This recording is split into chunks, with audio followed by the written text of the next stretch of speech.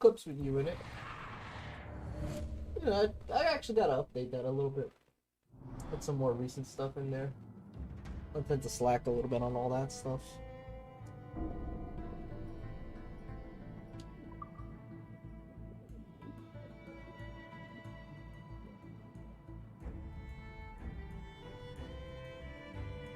If? What do you mean if?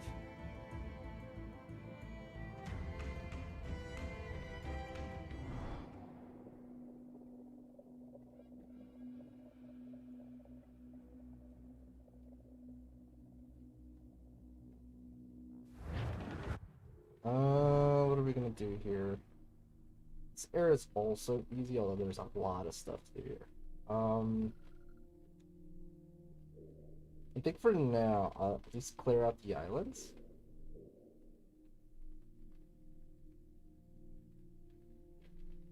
Yeah, we'll do all the islands in this sector.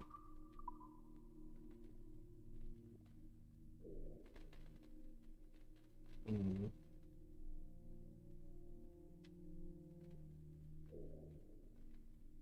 And where's our main quest?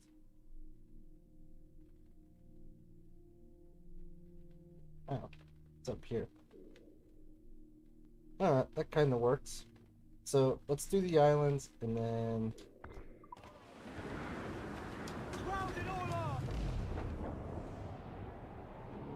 we'll head over to the main quest.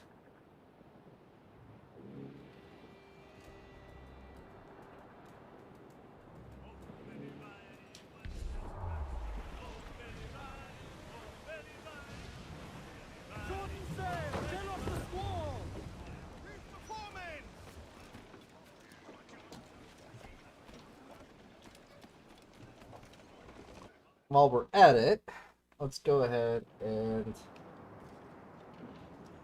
check this. Apparently some ships just came in.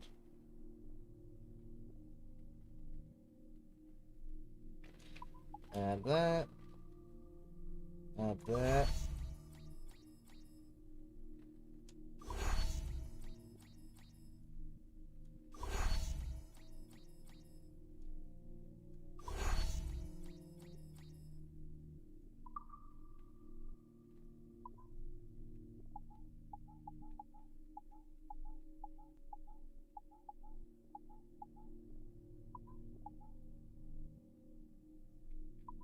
We got a bunch of new stuff here. Hmm.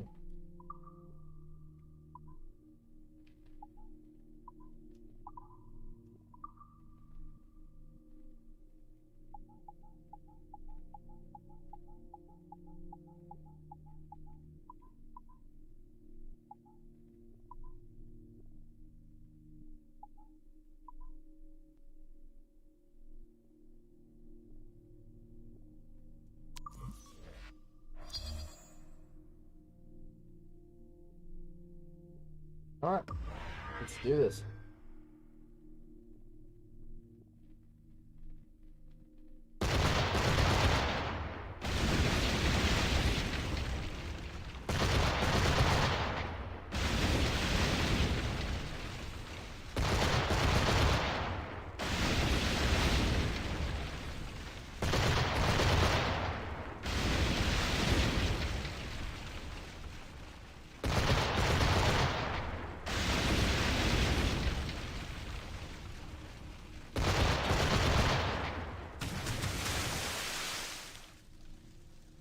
Anything other than this.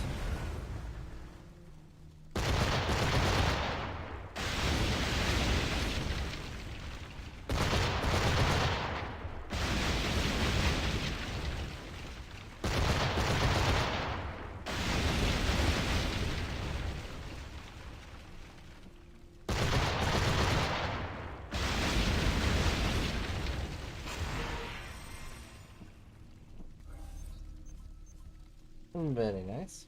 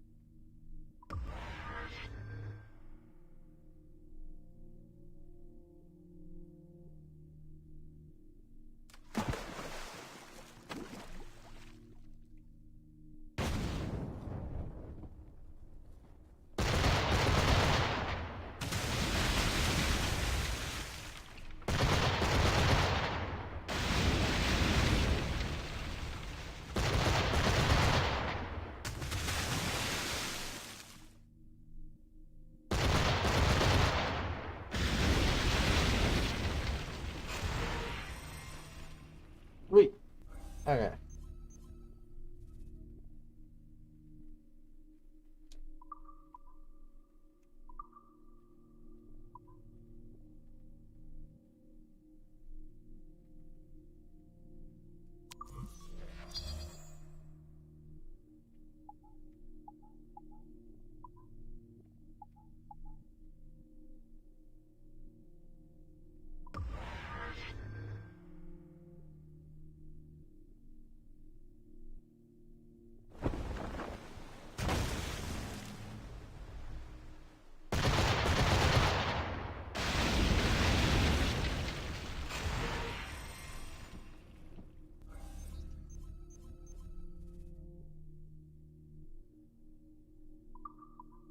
Mm-hmm. I'm just gonna go ahead and do all the ship battles.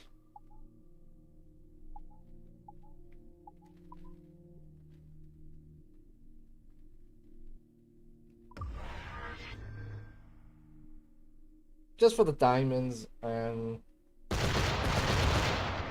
guess for the resources too.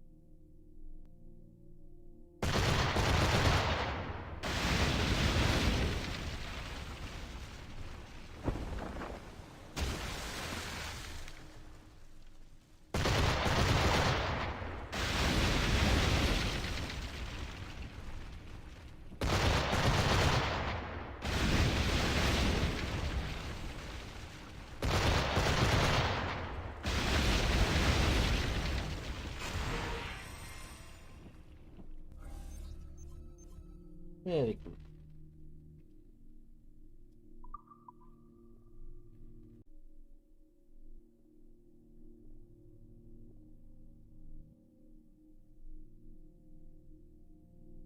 Okay, so we're back. I don't know what happened there, but apparently the stream went down immediately. Odd.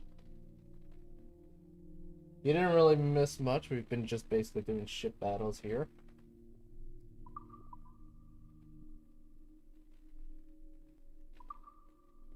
Oh. Very, very odd. Okay.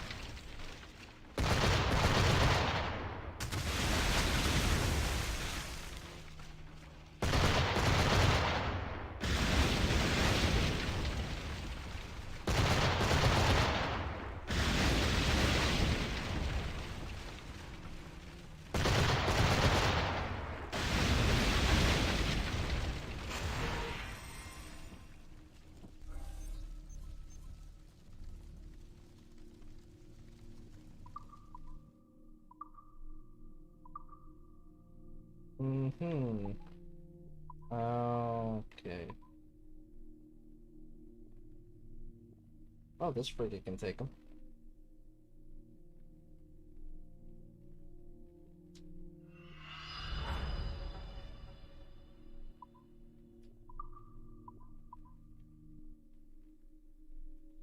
for this, we need a man at war, so hold off on that mission for now.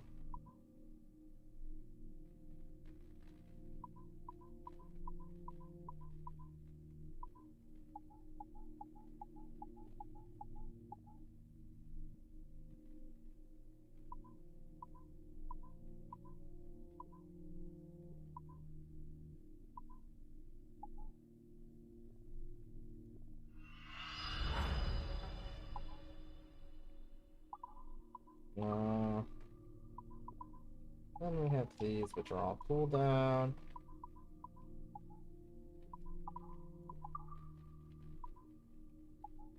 We have these right here.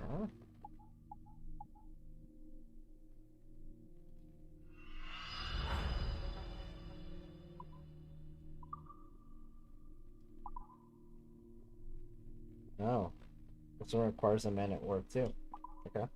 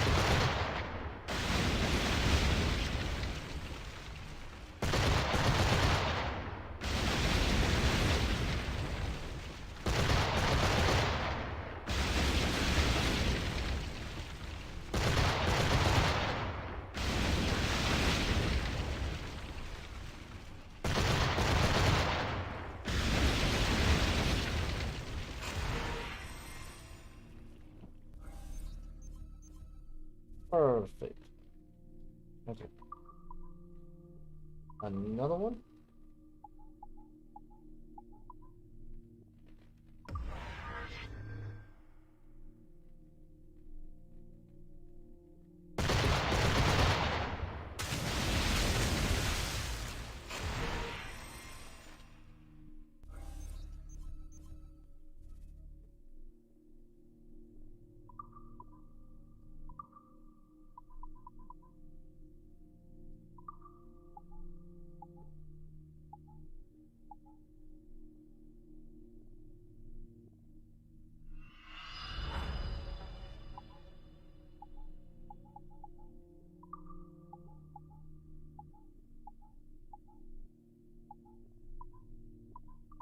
Hmm.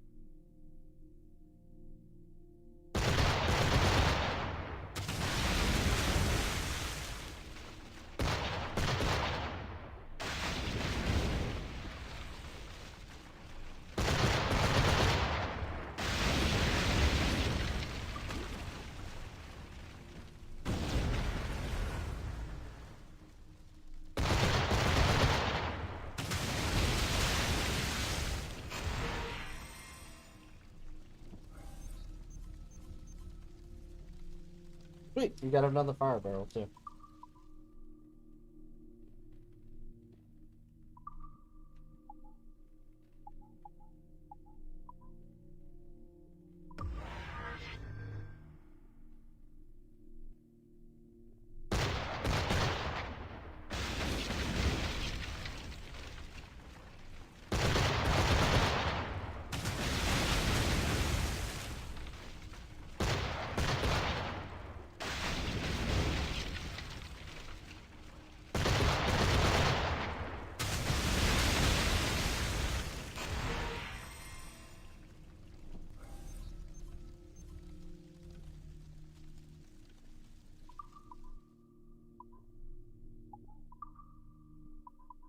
Yeah, because all these other ones are... That requires a man of war. Go down there.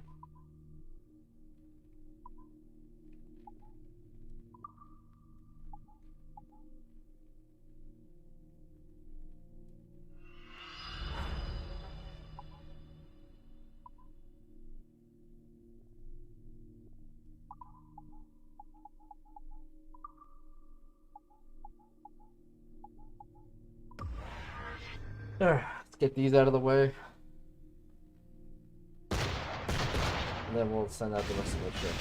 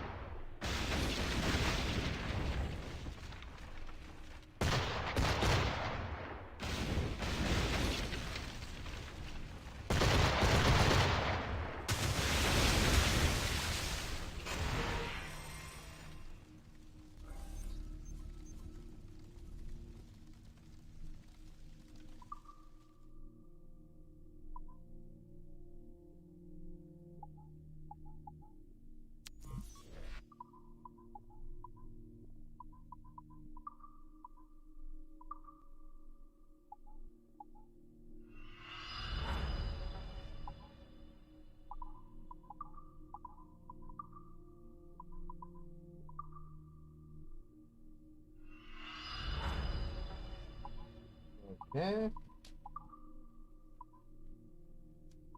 I don't have a ship big enough for that. That requires a man of war. Hold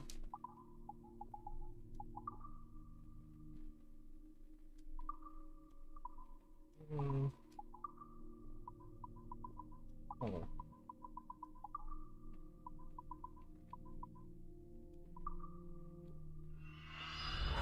There we go.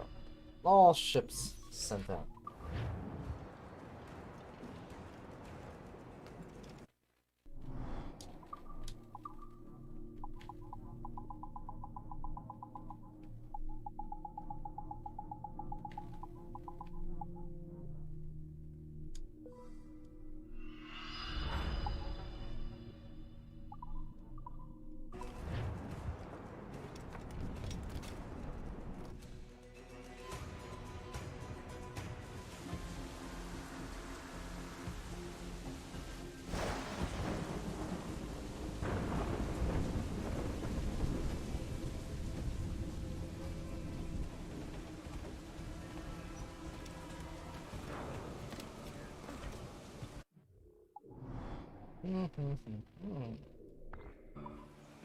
Go over here.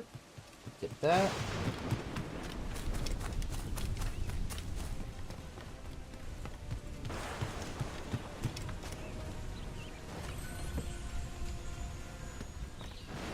What is going on right now?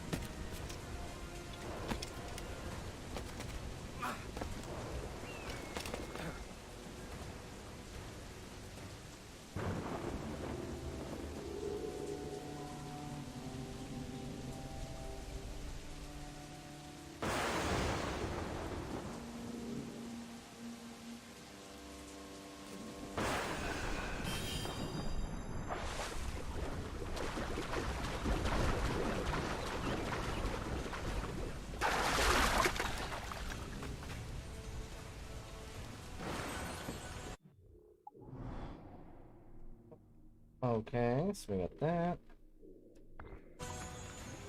Let's grab that chest.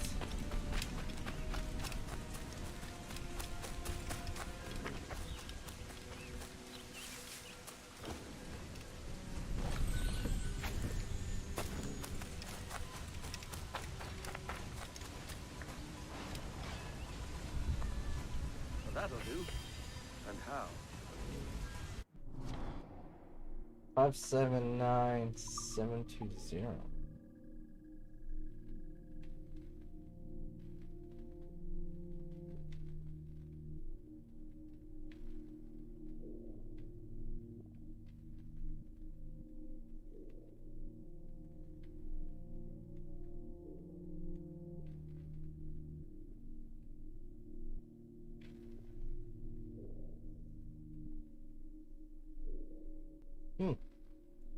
So it's over here. We can fast travel there later. First things first, let's get these items.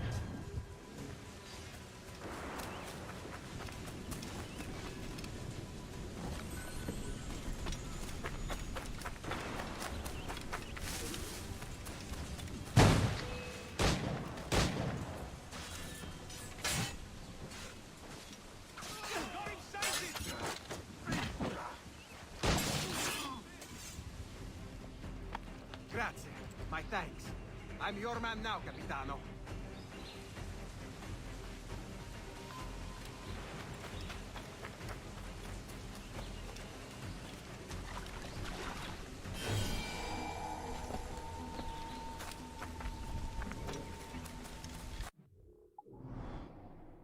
Okay.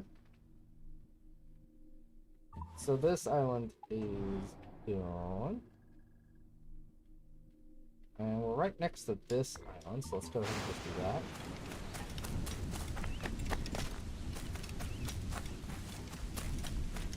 What's up, Just? How you doing? That was a big chungus.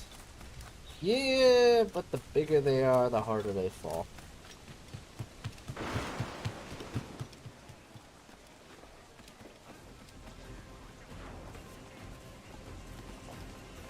Captain Hunter, who's to catch the wind?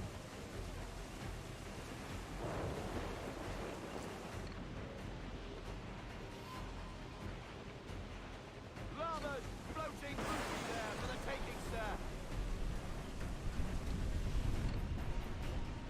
Wind is shaping up for a big blow, sir.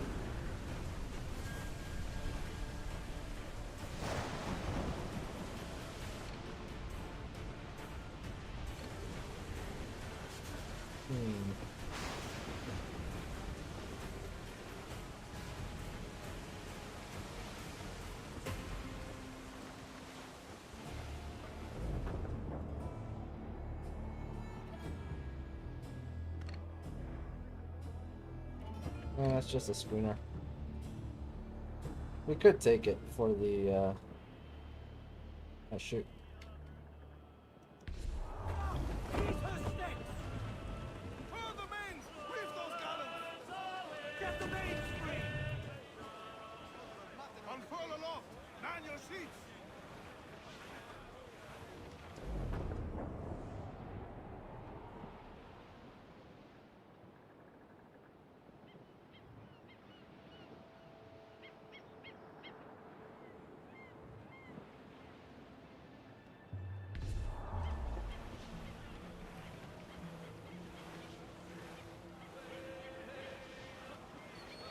Trim the yards off the wind! Ease the spanker! Hold down! Throw! Stuns up with a will!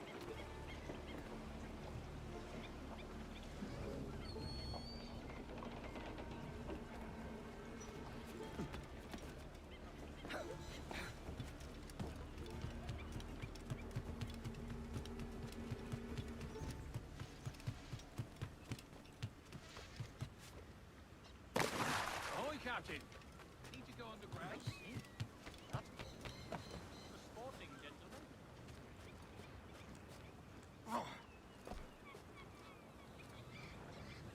Come on.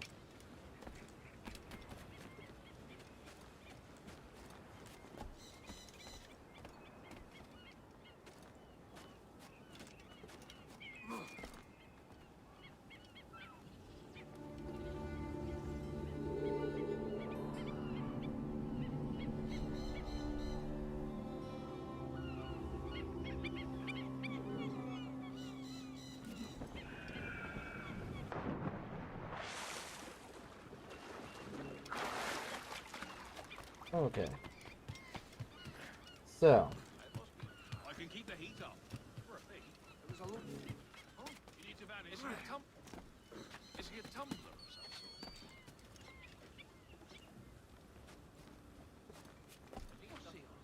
Well, what was it? Another.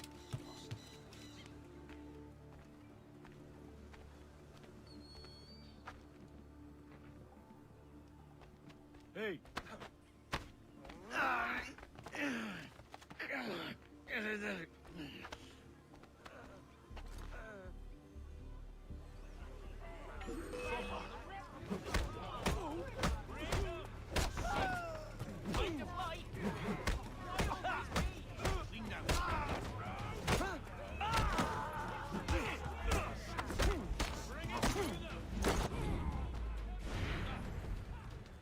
there we go.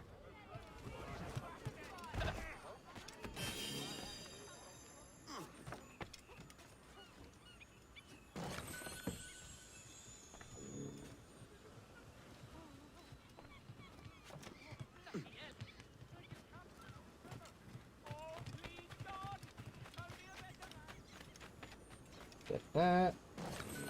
Does this island have any animals to hunt? Doesn't look like it. Alright, let's get that. He got in a snuff box?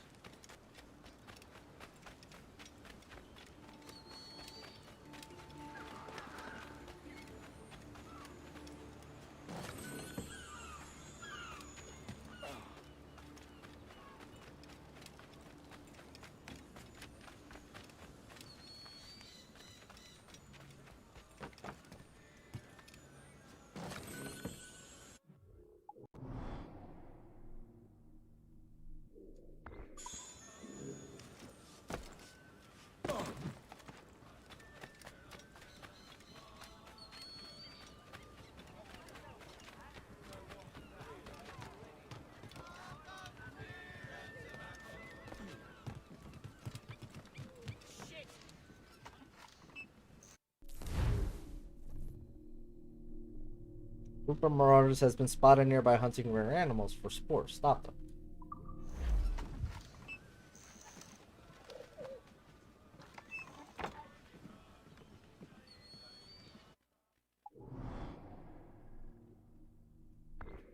There's the island we just left. Yep. Okay. Well, let's clean up everything here first.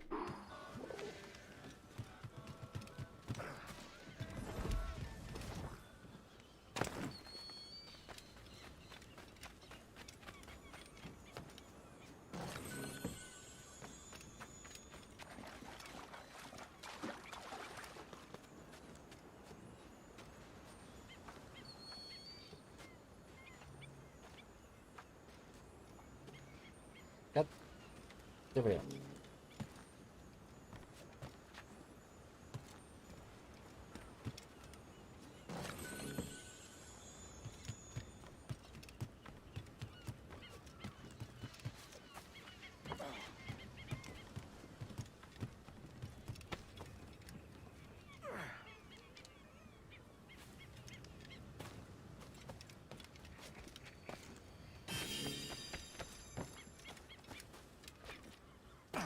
For sporting, gentlemen.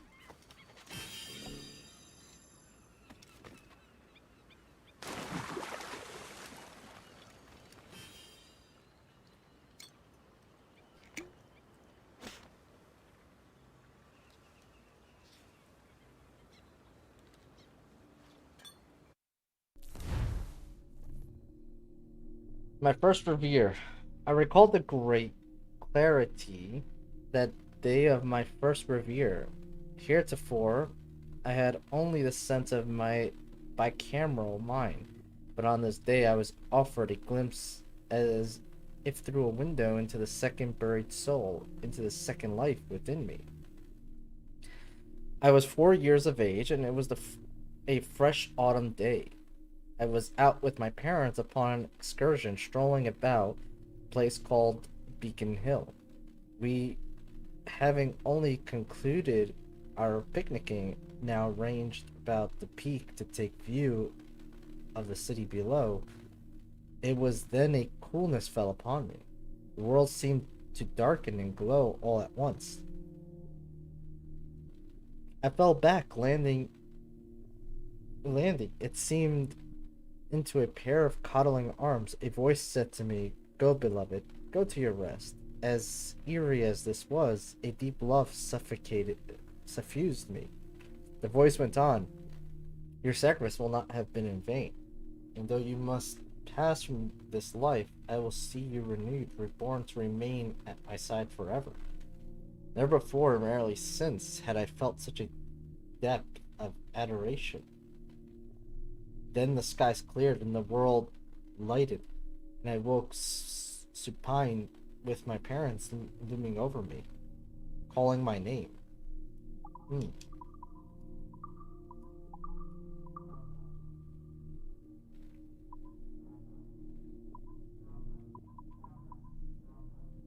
Magellan ship. Details from a map by Ortelius depicting Magellan ship Victoria from the estate. Okay.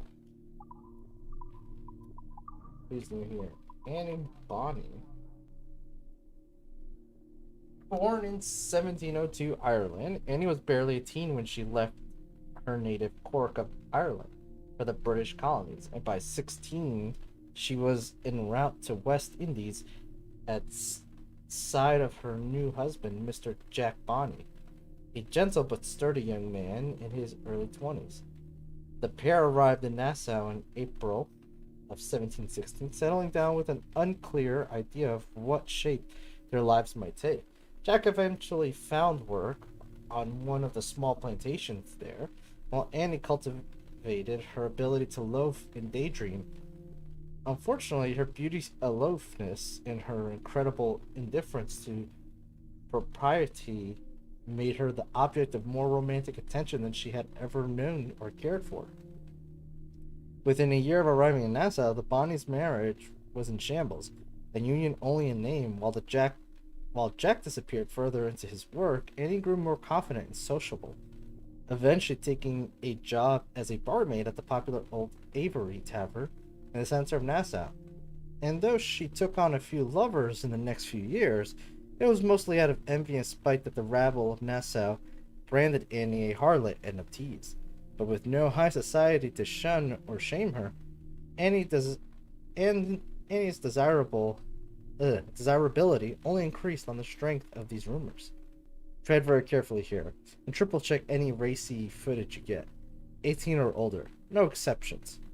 Or how about we just don't go this route for once?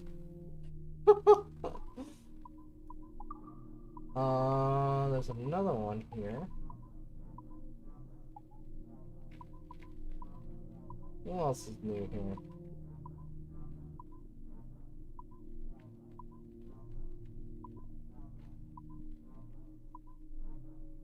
Mary Reeds. Oh, that's new. Born England, date unknown. Of all the infamous West Indies pirates, Mary Reed stands out as one of the most mysterious and inscrutable. No one is sure when she was born, with most speculation ranging from almost a decade between 1685 and 1695. According to Charles Johnson, a frequently unreliable source, her mother began dressing Mary in boy's clothes from a very early age with the hope of passing her off as another man's son.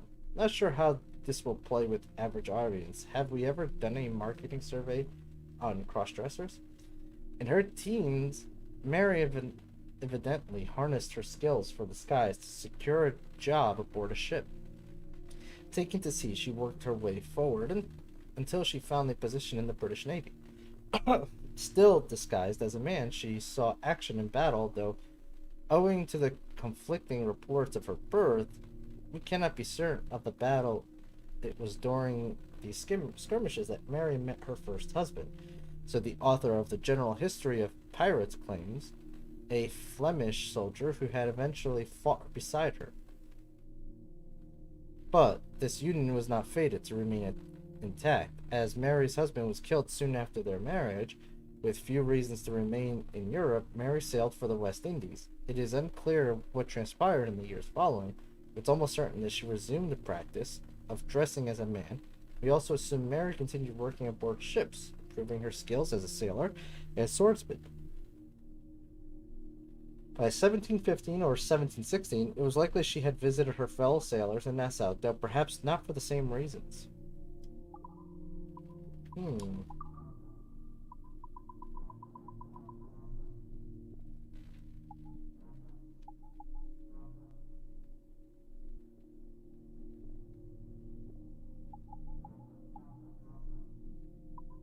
Shipwrecks. The West Indies region is often beset by hurricanes and tropical storms. Combined with the shallow waters be found there, the result is a highly incidence of shipwrecks, especially during the age of sails. Vessels of all sizes were frequently tossed into rocky shores. Their stranded crews often perished before they could be rescued.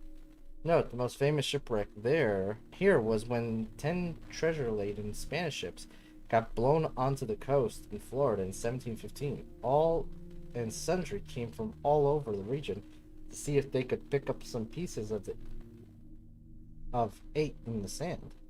Many of these people went on to try their hand at piracy. Queen Anne's Revenge. The Benjamin. Brothers in Arms.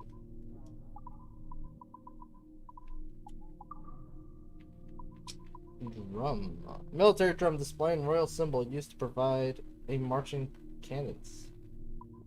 Goa stone container. An elaborate golden container meant to hold a Goa stone. Man-made balls of precise stone compounds used as medicine.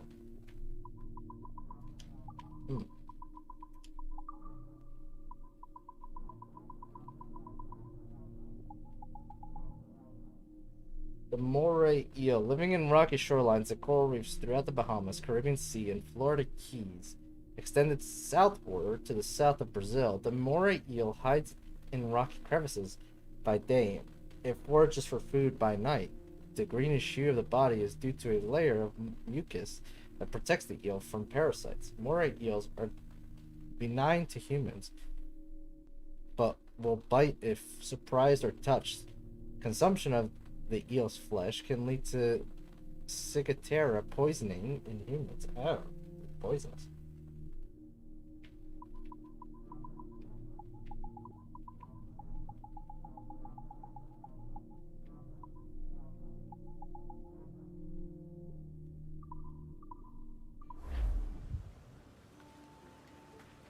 Did we get everything? Oh, there's still this. Okay.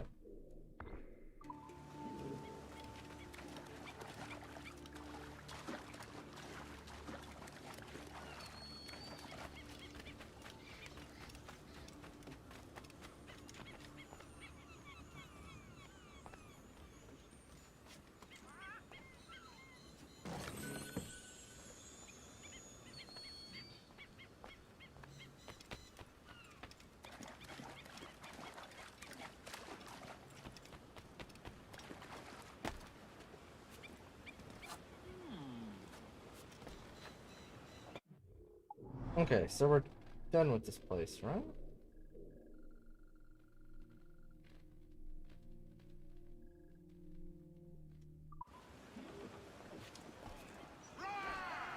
How does the day find you, Captain? Captain has the helm.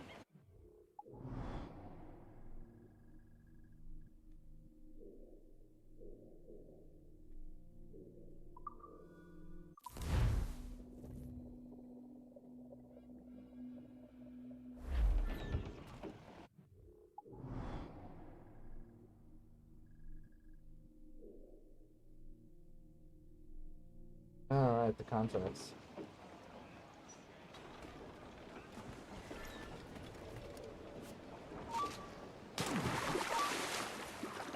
You, stop.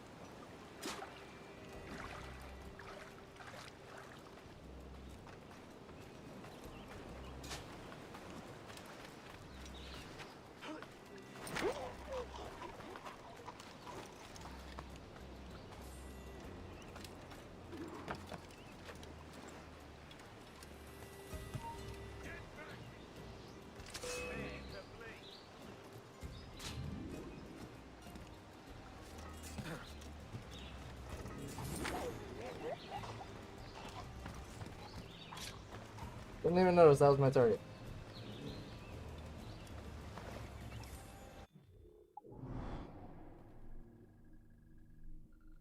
Okay.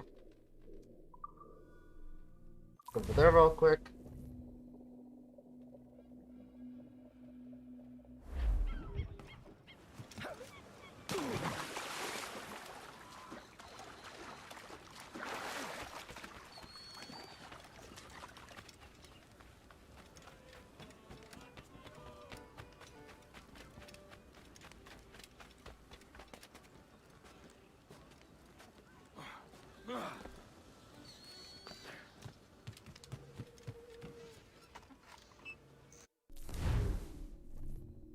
Spanish soldier guilty of war crimes against innocents has deserted and is believed to be hiding nearby.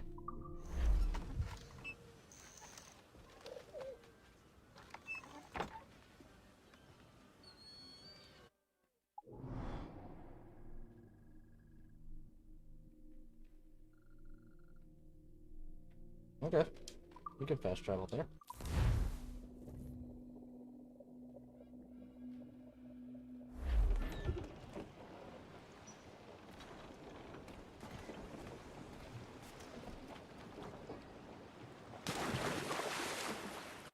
What animals do we have here? We have deer. And we don't need deer.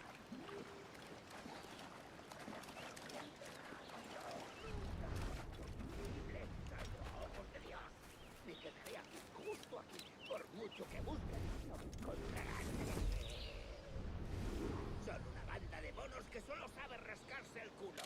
Que el diablo se los lleve. Nunca me rendiré. Nunca me encontrarán. Just him by himself, literally.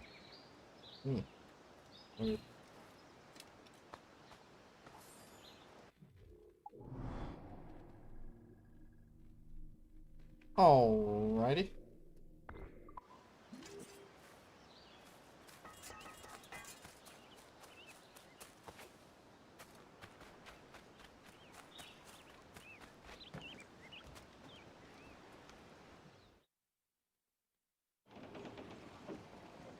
You Spain say!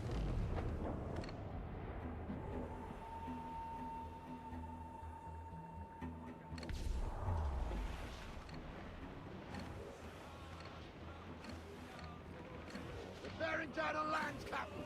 Brief in, all talk! Whoop.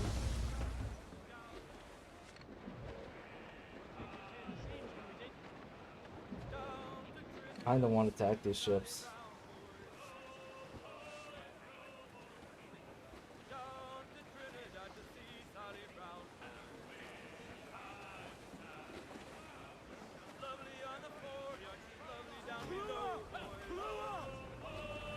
Muzzle that fire!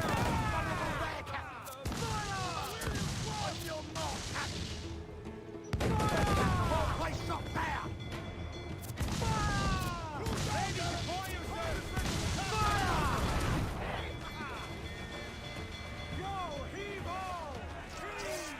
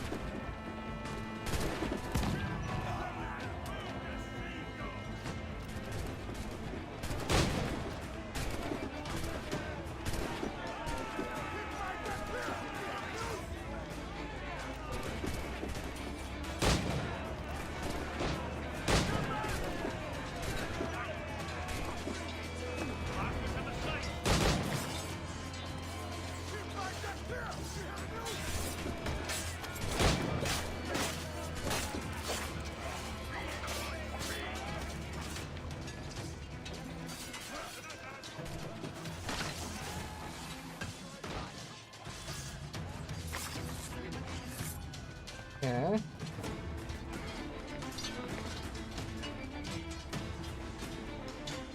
Gotta rip out the flag.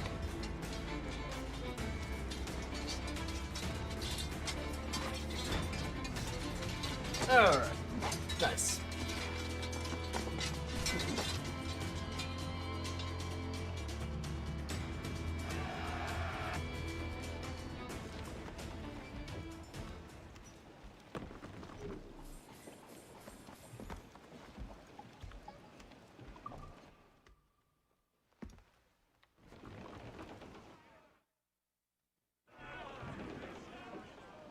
Reach the quarters! Get the mainsails into the wind!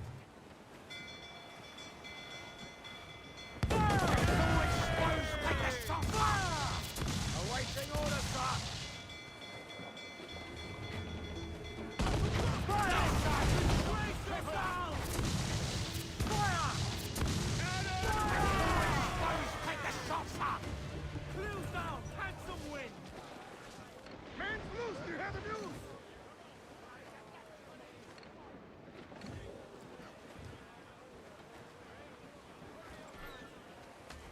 Reel him in, me truck!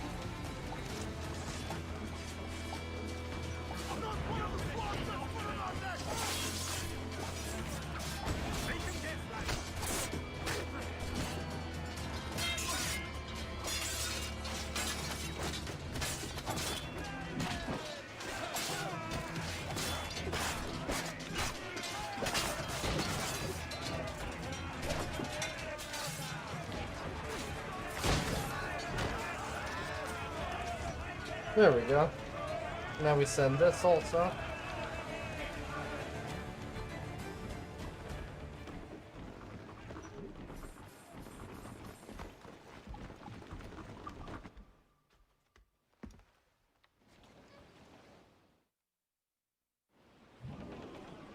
A worthy cat! Hands out! Let's go!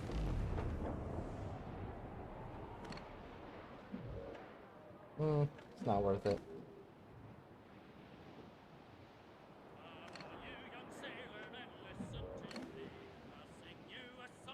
It's just sugar and rum. Good as that is, we got plenty of it.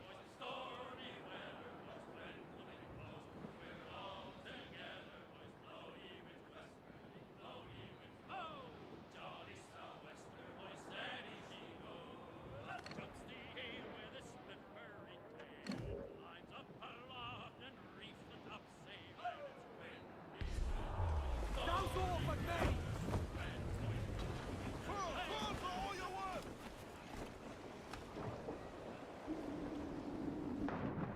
Got to see!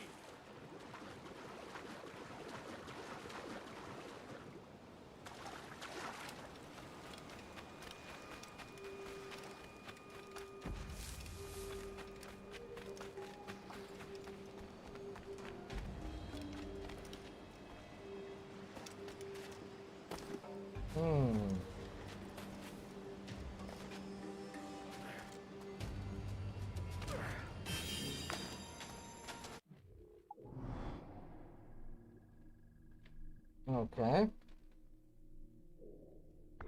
Sort of on the way.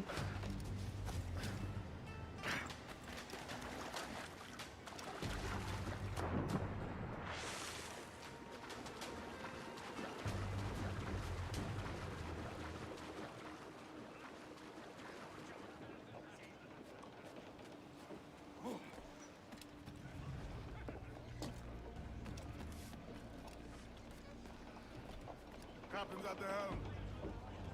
Let out some sail!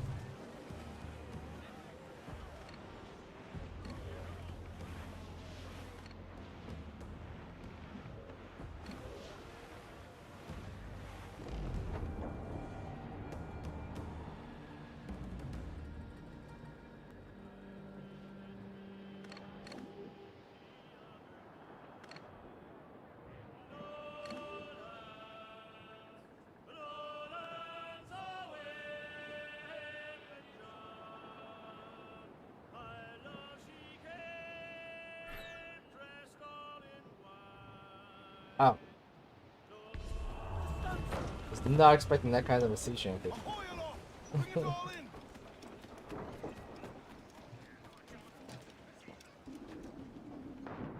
Hands to sea!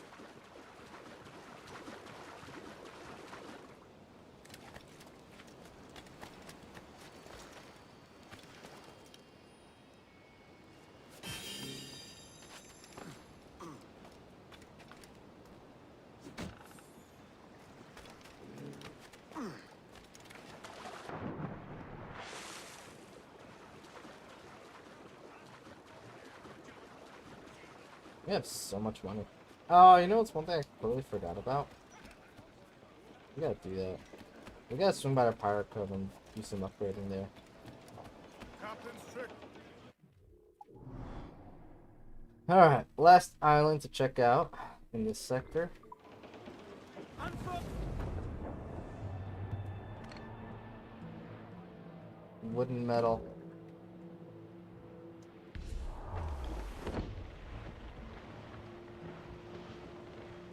fire! Launch your slugs! Ready to fire, sir! You will be dragged down to our death. Ready to fire, sir! Fire! Land yourself in the fire! Grease the topsail! Gather your brawn! Drag them to their doom! Oh! Stand on deck, fire!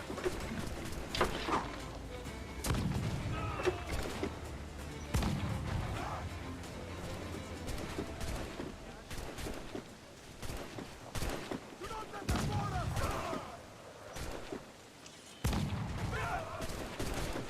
Keep them up on deck!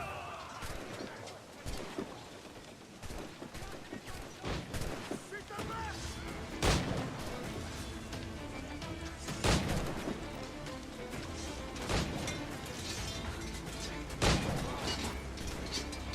What the hell is happening right now?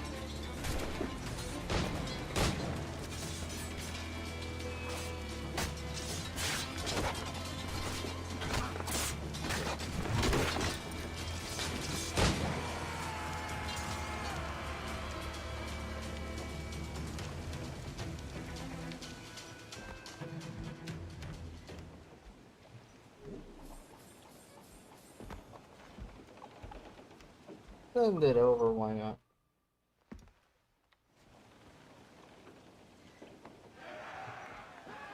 Now we got another one that we're fighting at the same time.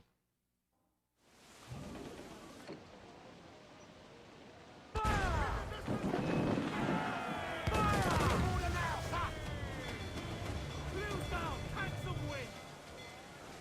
Aloft, lads! Check those royals!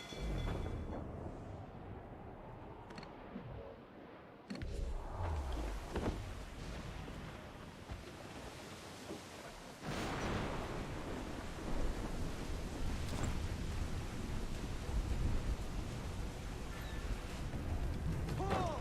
Reel the lovers in!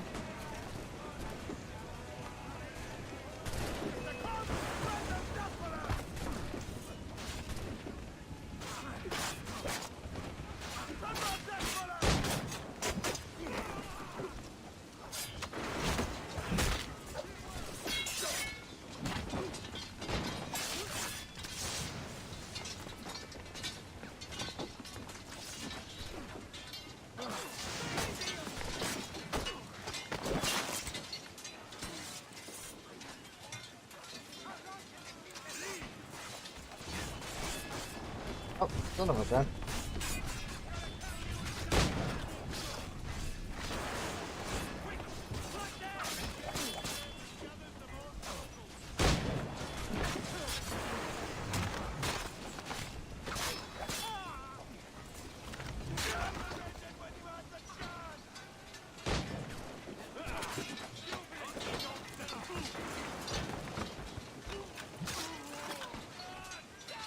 Alright, forget about that. That's not working.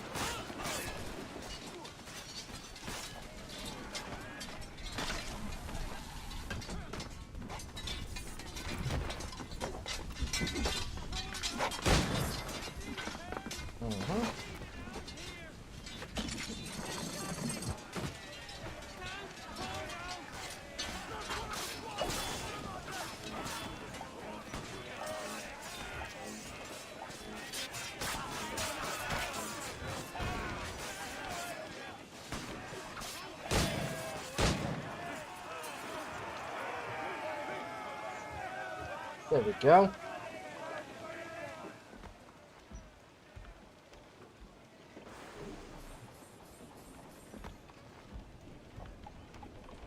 Let's just send that over. We're gonna end up scrapping some of those ships, but Hands up, let's go! at least we got more All there! Got it on! more stuff. More diamonds for sure. We'll be able to increase our dock. Okay, so now we just go straight there.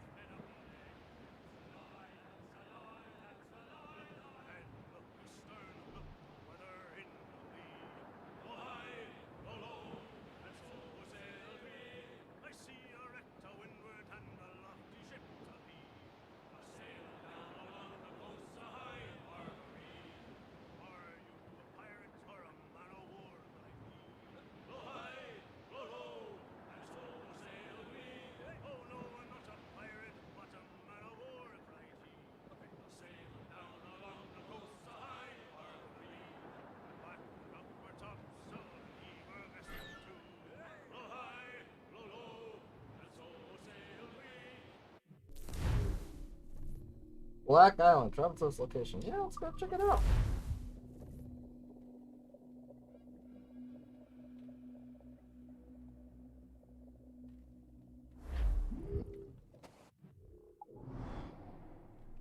The plantation here. And a viewpoint.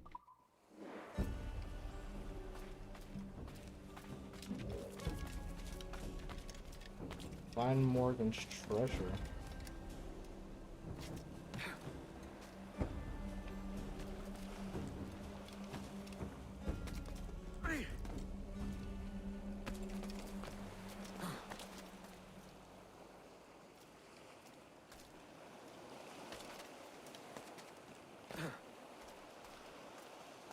What the heck was the point of coming here?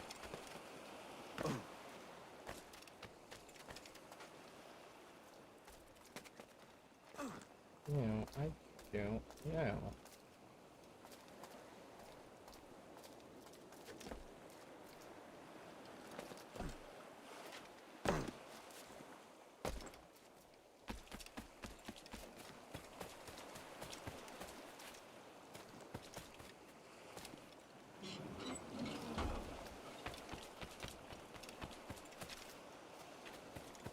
British colony. Okay.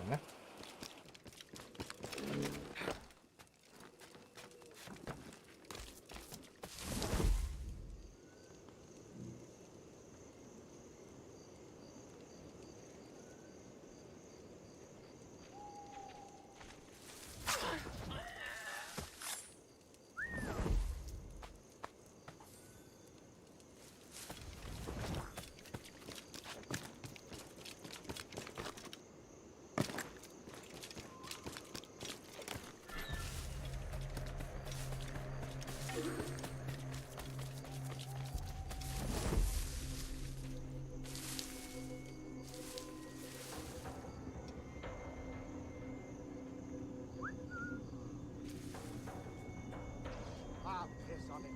Let's get back.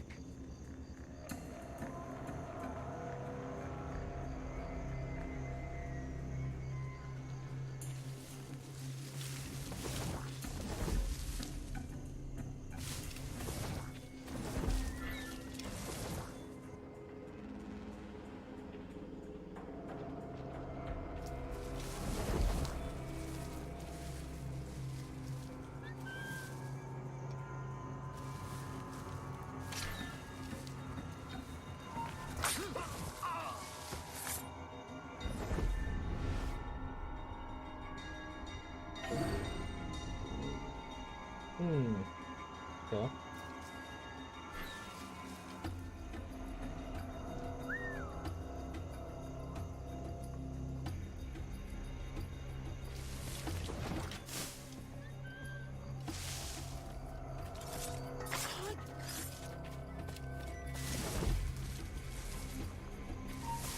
You there!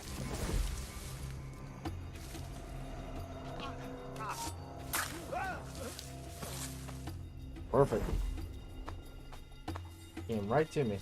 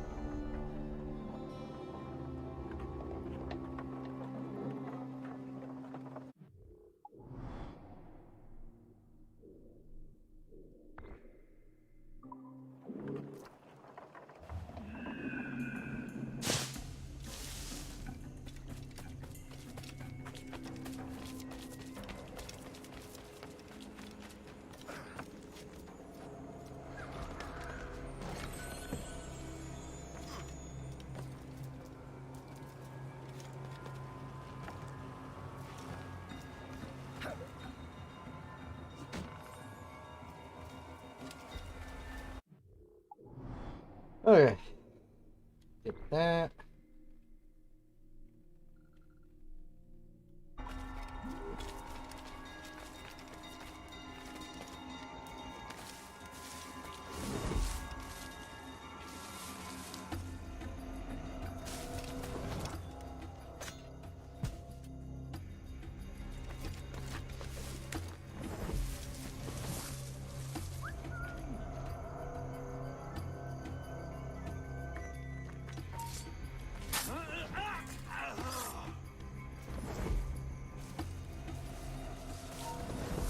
Trying to get away.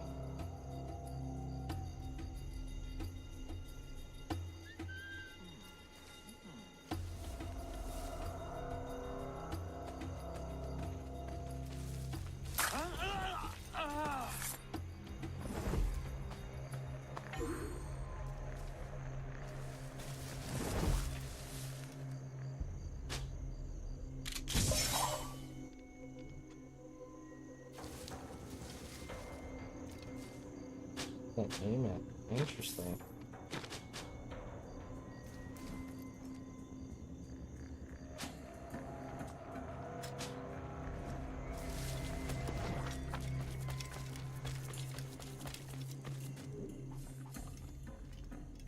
Oh, I got the Morgan's pistol. Okay, so that's the other piece of treasure. It's in there.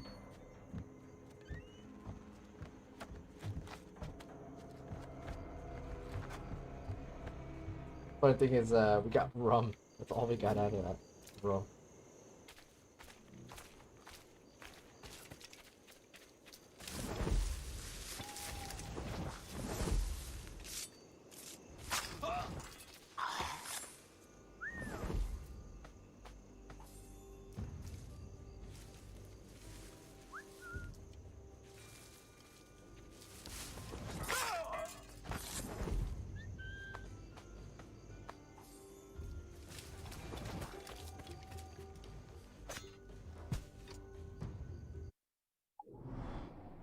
Mm-hmm.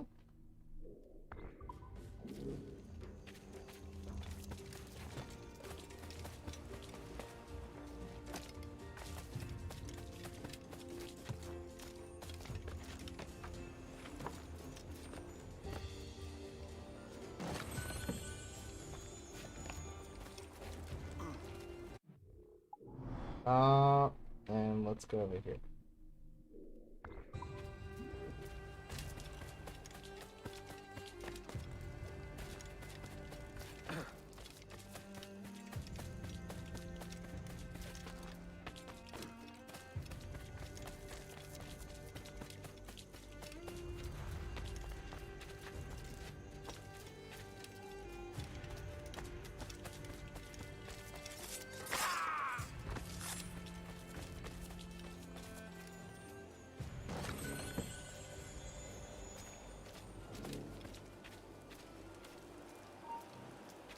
there! Stop! You're done for now!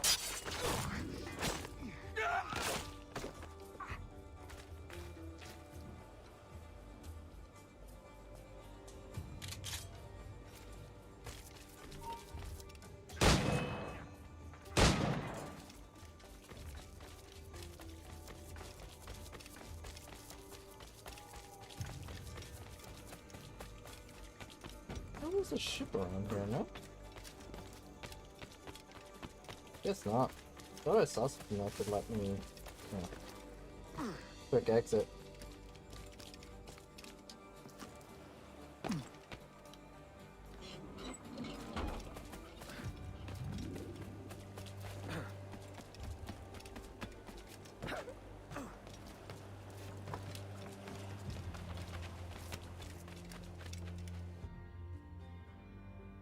Well, that was a nice little excursion.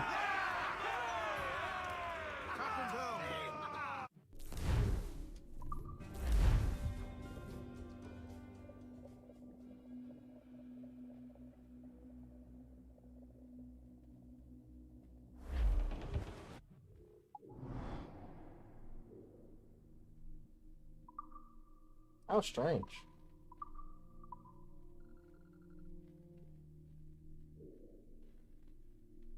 Maybe there's something else we have to do there story-wise? Because, like, I did everything that you did. For sure.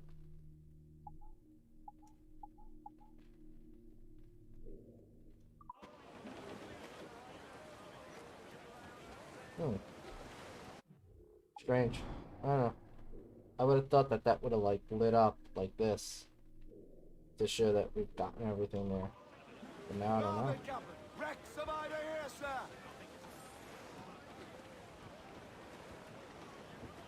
Let me go back real quick just to see what it shows. Sir, to starboard!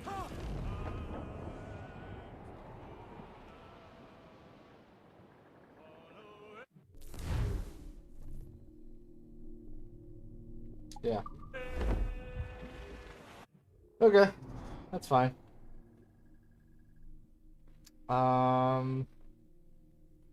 I think it was here that we had a treasure map for.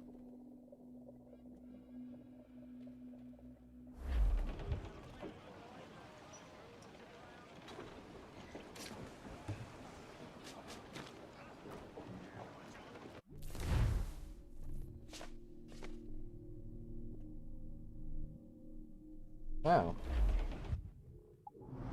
So, like, right here. Okay.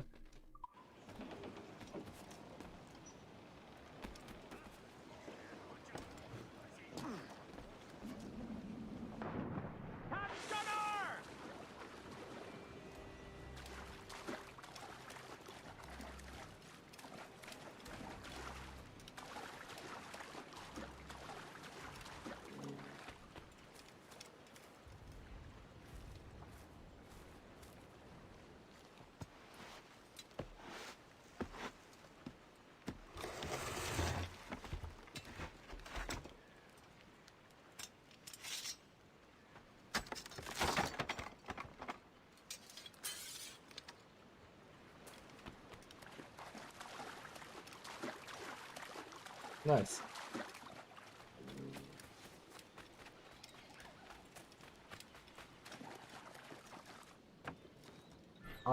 And then the last thing I want to do, if we continue the main story, is this.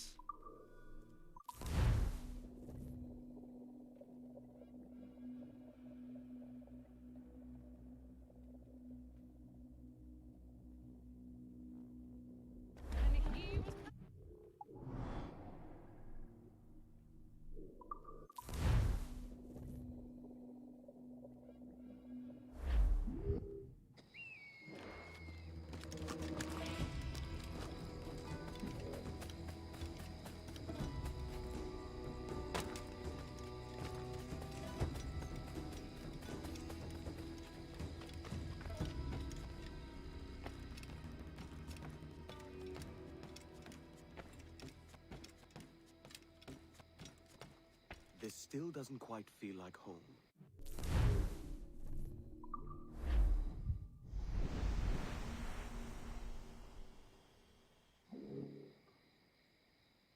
Still missing a little something.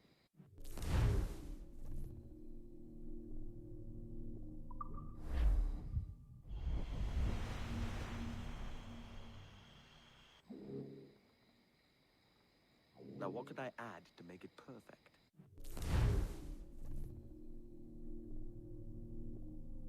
Yeah, 40,000. Jeez.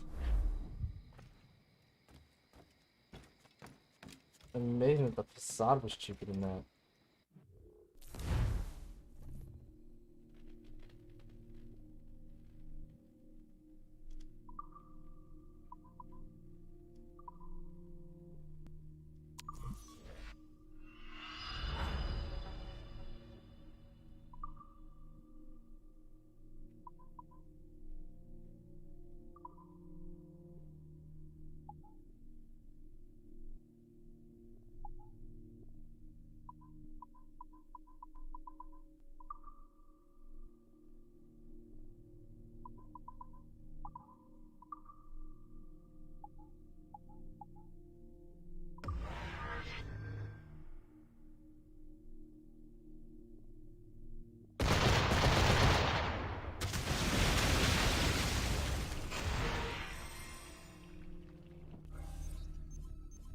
Okay.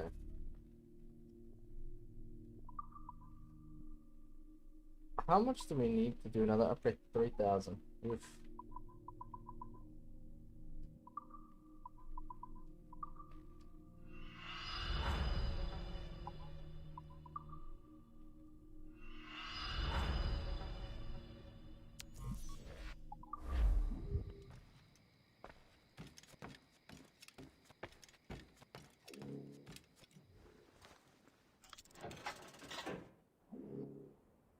One more key, and that's our outfit.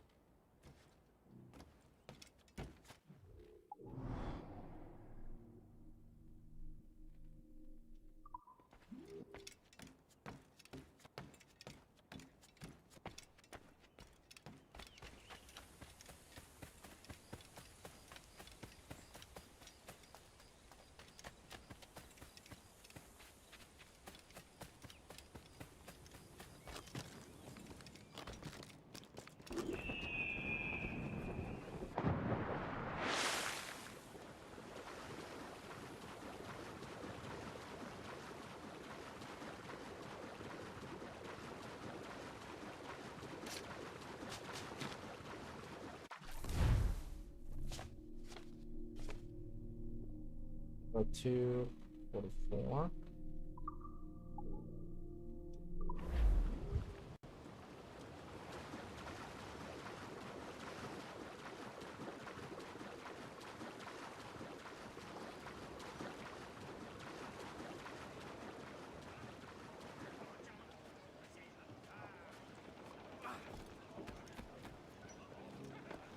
Captain.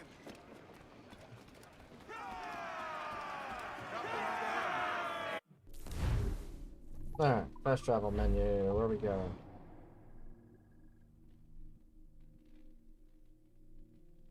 Forty-four is down there. We definitely haven't been there yet.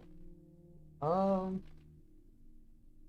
we kind of already cleared this whole place out, so let's just go up here. We'll continue the story, and then eventually clear out another easy sector.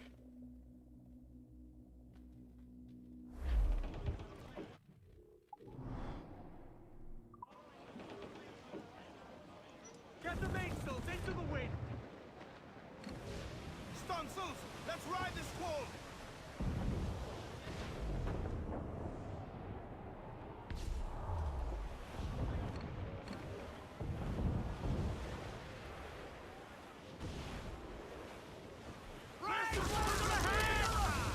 Didn't mean to do that, but I guess we'll take it.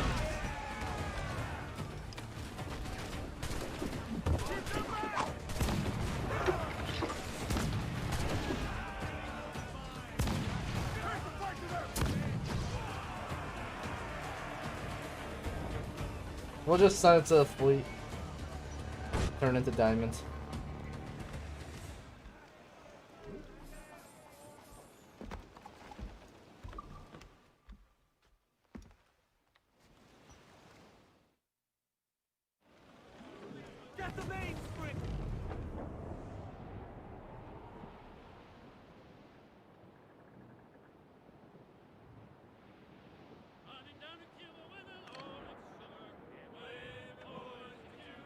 The revenge. Pretty sure that's where we're going.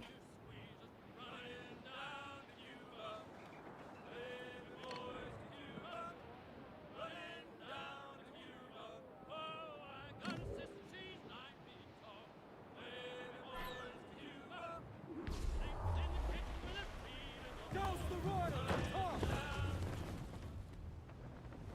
Heyo, Bonnet! Flying your own flag at last. Yes. Yes, Blackbeard cut me loose, sadly. Time to have a go at this myself. Well, that's grand. Yes, it's for the best, I think. I should have some wild stories when next we meet. Edward! Your constant friendship has been my most treasured find on these seas.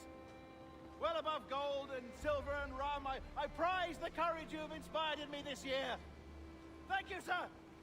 A fair good morrow to you. He's alright, man. He's alright.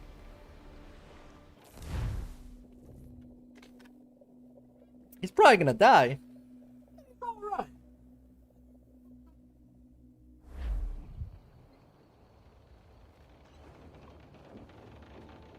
Are you not loved, oh?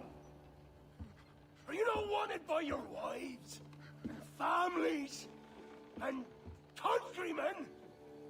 How else to explain your government's complete disinterest in your well-being? Hostages for medicines! These were my only terms. And yet, 6 days of pure fucking silence.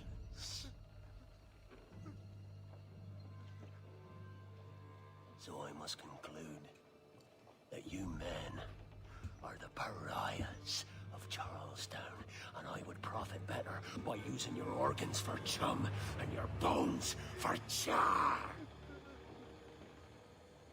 By Christ! This is my predicament. To kill you, or to press you into my service.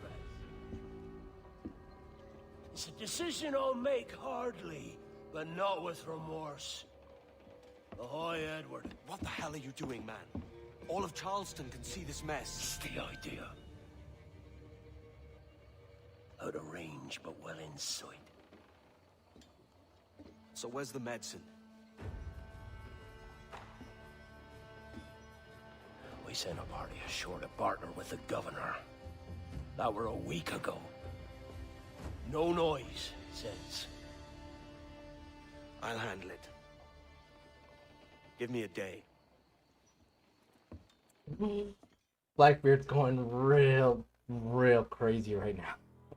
It's funny, when we first met him, he was like, cool guy. It seemed like it's alright. Now he seems like a freaking nut job. There's movement up ahead. Is it soldiers? Aye, and in something of a hurry. I propose we follow, else they spring something we ain't ready for.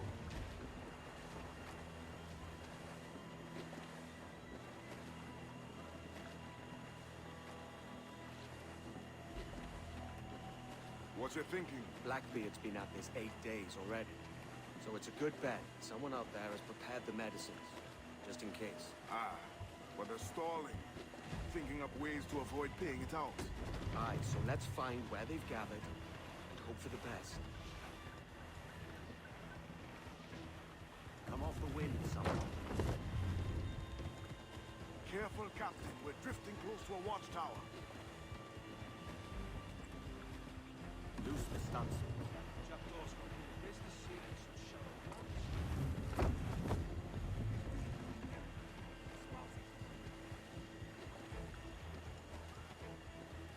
Furl all sails. There's another watchtower. Quit crashing. The heck? More sail. All we've got. Blew up, short and sail.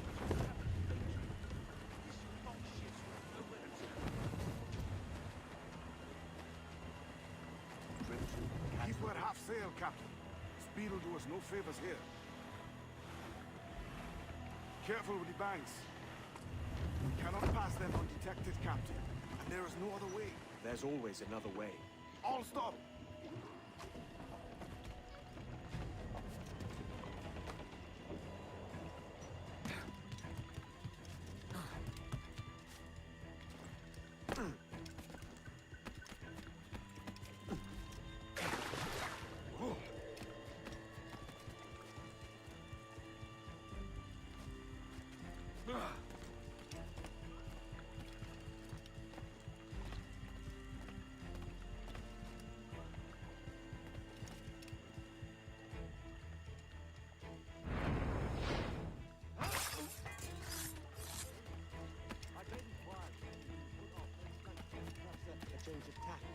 Intruder!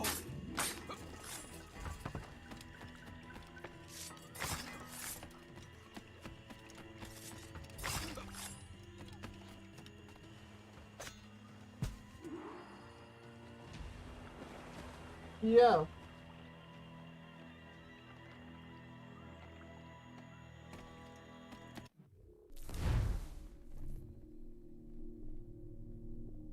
Alright, good thing.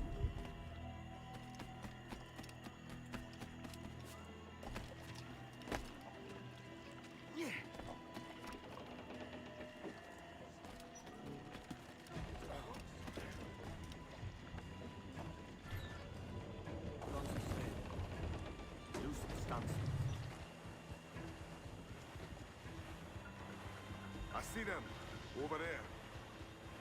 Let us hope the river remains this wide. This ship's built for the open ocean, not stuck in bayous. I'm off the wind, son. If we run aground here, we may never get out.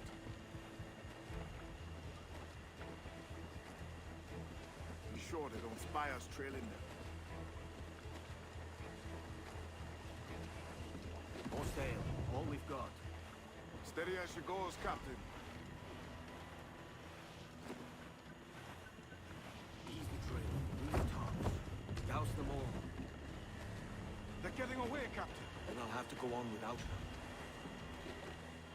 I'll be back. With the medicines. Aye, sir.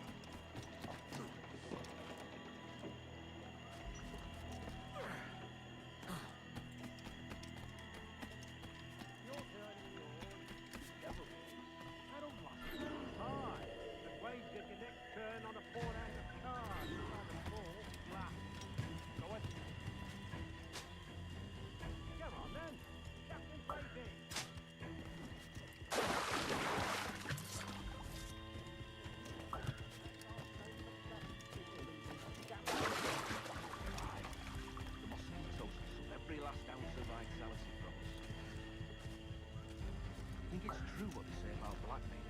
That fire strikes out from his head, as if from some volcano. If he's not the devil himself, then surely he's made some pact with hell. Only be thankful his ship remains anchored. It hasn't torn apart into the art of Charlestown. Bloody pirates. Someone ought to do something. They'll be hunted down eventually. Every last one of them.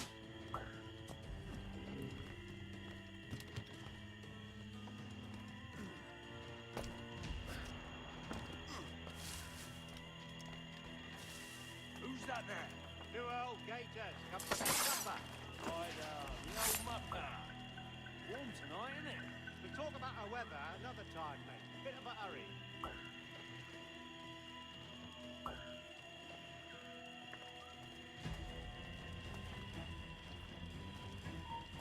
Stand still. The blockade best end soon. Going land crazy. And this dirty puddle won't soon. One would suppose all this was going. Or rum at least. Nothing but medicine to cure whatever ailments fester aboard their vessel. Syphilis and scurvy, no doubt. What noxious coffins these pirate ships must be.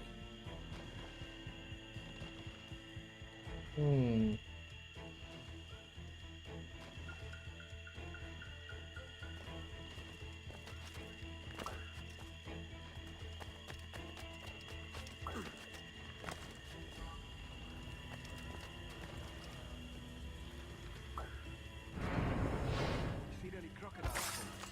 I could have sworn I saw something past the boat. sure. There's something in the water. Wait till you showed up. Go on then. Captain's waiting. Well, there's a crocodile right there. You don't see that?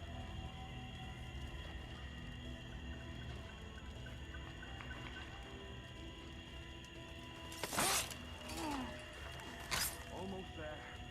Good. Captain Wyatt is not a patient man.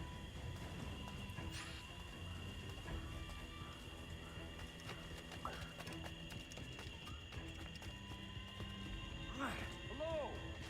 Is that Raider yonder? The very same. Then speed along. You're expected. And you know how... Oh, Christ!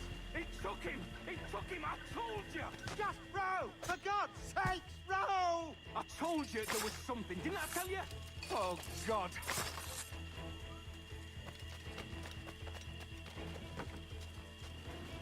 Hmm.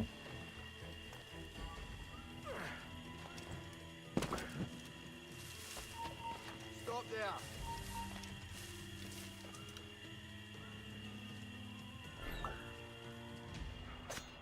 Thank Christ.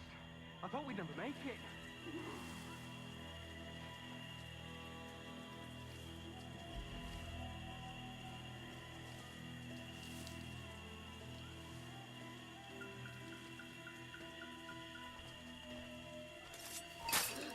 Aye, stop. Shit! Alarm! Alarm! Alarm's been forced.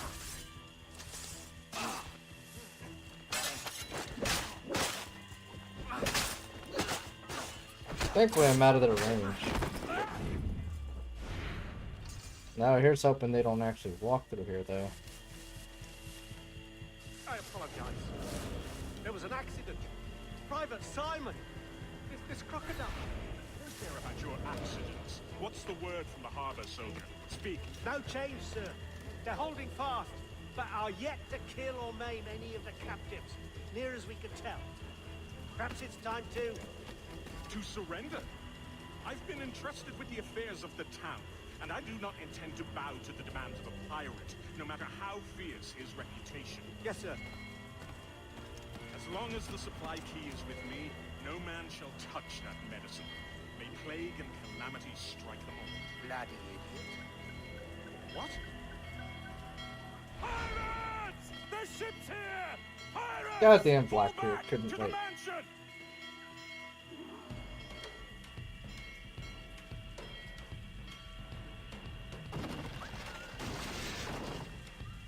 Eastward for the dogs! Darn it. So I have to chase after that guy. Can't waste my time being stealthy. Sad.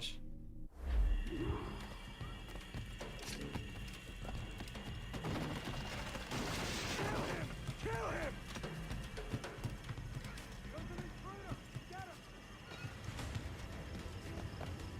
Intruder! Help!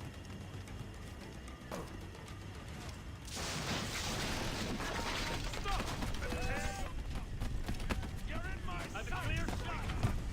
Don't lose sight of him with the gunfighter barrel! I totally jumped the wrong way. Okay.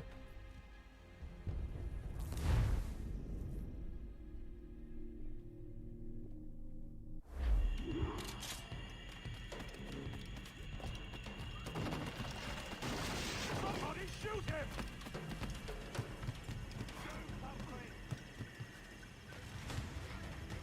Do something, you fools! Someone's after the captain!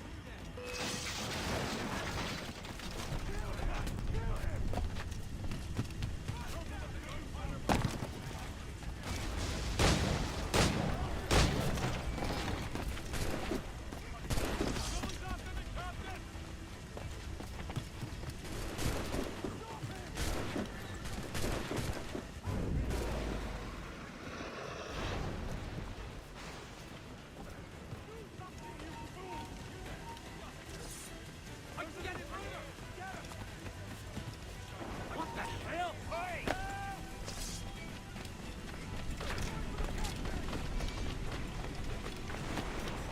Somebody shoot him! Oh, I can't shoot him?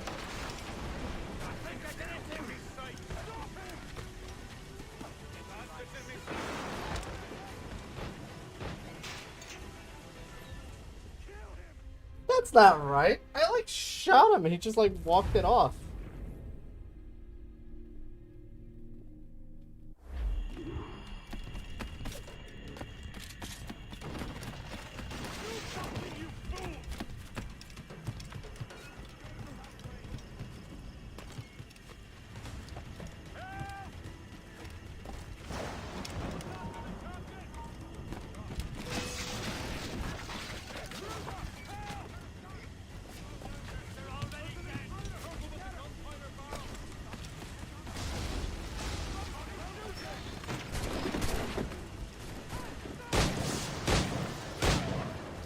Oh, that's not him. God damn it. I thought that was him for some reason. The thought fooled me.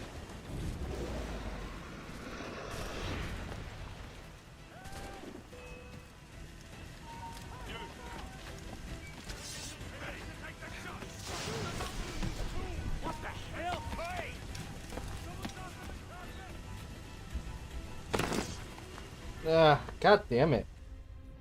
Okay, this part is like really tough, man.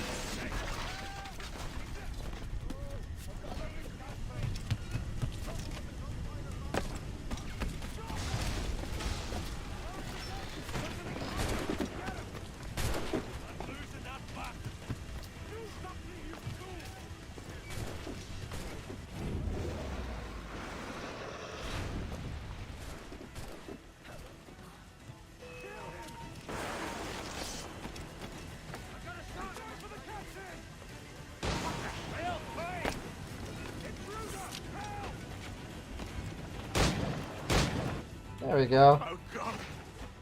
Oh God, save me! And flay all you devils! Ah! Blackbeard made you as good an offer as ever a man got from any pirate. You might curse his methods, but medicine was all he wanted. And now he'll get it. You should have bartered, mate.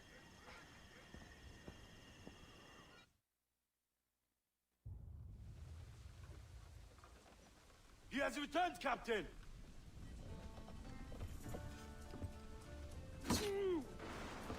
What's the take? 2 crates.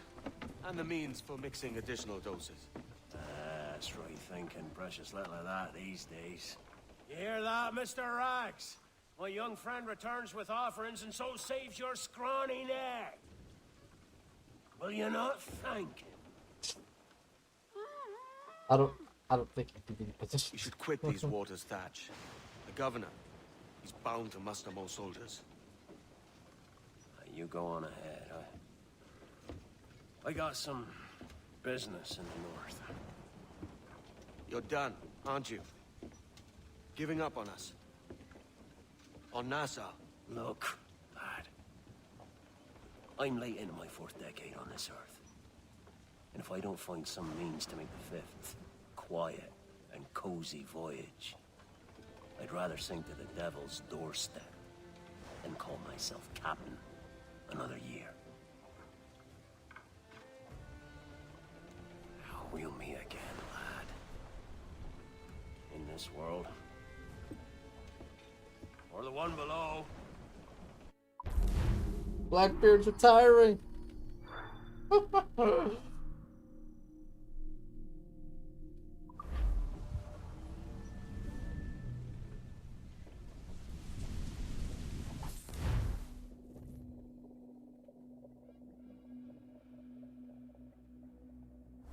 you have a minute? I'm on my way upstairs. IDJ wanted to talk with us about putting together a trailer using some of the footage you've been recording this past month. Take your time. I'll meet you by the elevator. Yeah. These are my trophies.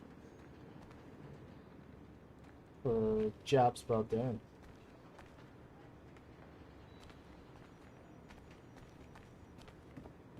I want to get in so I can scan the map. But, I can't. Okay. So, let's see here.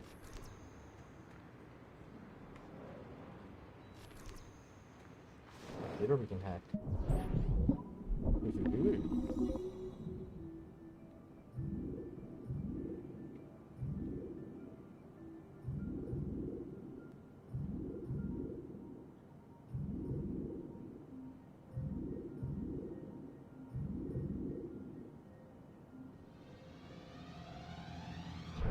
How's your day going, Chad? Hopefully pretty good. Code breached, okay. Oliver, here's the initial presentation I received. It's a little light on facts, but these guys know what they're doing. We'll know more when they arrive on Monday. Let me know if you feel like attending, John. What? Why now? Why wait? Why Bloom? As the world's foremost innovator of high-tech, high-performance communications and security technology, Bloom stands poised to reshape the way we think about information security architecture. Specializing in everything from mobile telephony to home computing to digital imaging processors to network security systems, we take great pride in the fact that we helped create most of the markets we now dominate. And nowhere in our expertise more apparent than in our flagship product, CTOS, a groundbreaking proprietary security software operating system. What is CTOS? Confidential, privacy is security, integral. How did we ever do business without it? Accessible, the touch of a button, available. We're everywhere, all the time. Stable. It just works. But simply, CTOS is the most stable and user-friendly software security controller ever devised. Can Abstergo afford to pass up perfection? CTOS Dream, the Bloom Primus, a dozen cities, 100 major corporations, 1,000 small businesses for almost a decade. CTOS has served its clients' need with a track record unparalleled in the modern age. How do we do it?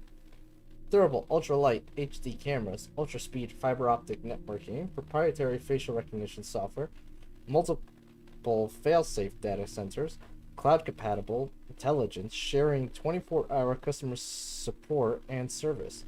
In short, we have everything Abstergo needs to protect its unique intellectual property, and more. CTOS, the future is in bloom. We look forward to working with you. Okay.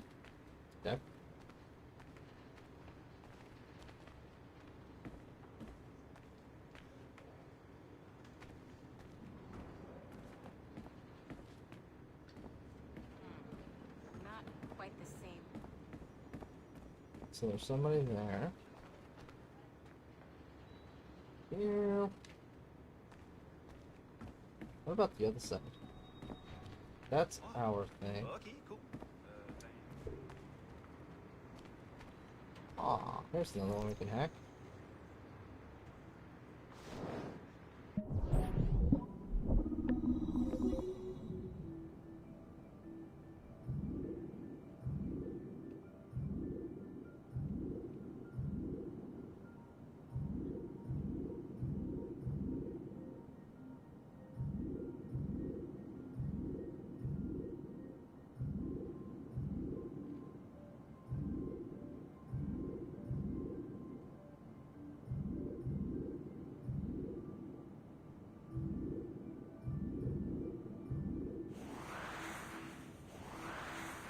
Oh, that's cool.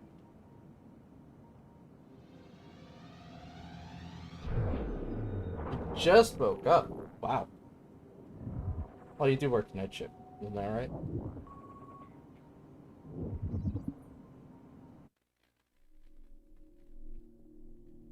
Get error mechanism? Originally assumed to be an analog computing device built for the purpose of determining the future possibilities of astral bodies, Abstergo industry scientists have recently discovered that the Antikythera machine is merely one small portion of a larger tool, a so-called prognostication machine, though to have been used by the first civilization to make probability-based predictions of future events. It has been confirmed, for instance, that our precursor race used such a device in conjunction with their inherent precognitive abilities to locate and contact Mr. Desmond Miles, source of sample 17 strand for purposes that shall remain classified. It is also known that due to the nature of these quantum probability measurements that such machines would have been exceedingly difficult to use, that many hundreds or thousands of trials would have been needed to peak such great distances into the future.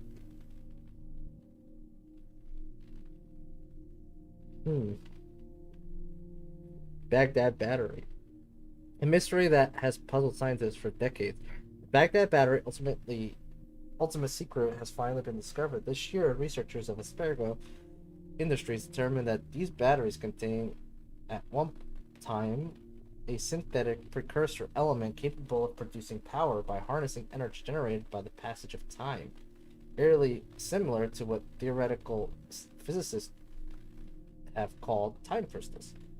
This unknown crystalline material has been able to generate tiny but unlimited levels of energy simply by siphoning energy from the passage of time itself, though minute the resulting power was likely enough to power a small LED, resulting in a humble but incredibly efficient means of producing light. To date, a functioning precursor time crystal has not been located.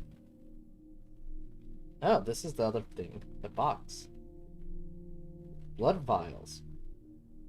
Little is known about the function of these blood vials, though dozens have been found since Asturgo took on interest in their recovery at some point in the late 1980s. To date, only 3 have been found with their original content intact. And any of these, only one contained a confirmed sample of precursor DNA. Asturgo Industries executives have expressed a particular interest in locating more precursor DNA. If possible, samples of our so-called mitochondrial Eve. As far-fetched as this sounds, please take special care to identify any vials you might stumble upon in the memory replay. Unfortunately, as the average half-life of DNA is mere 500 years, any sample old enough to belong to either source 80,000 years or more will have a degraded well beyond usefulness. We suspect it would require a minimum of over 250 similarly preserved samples and a hell of a lot of luck to sequence an entire precursor genome, though the true figure is probably closer to 500.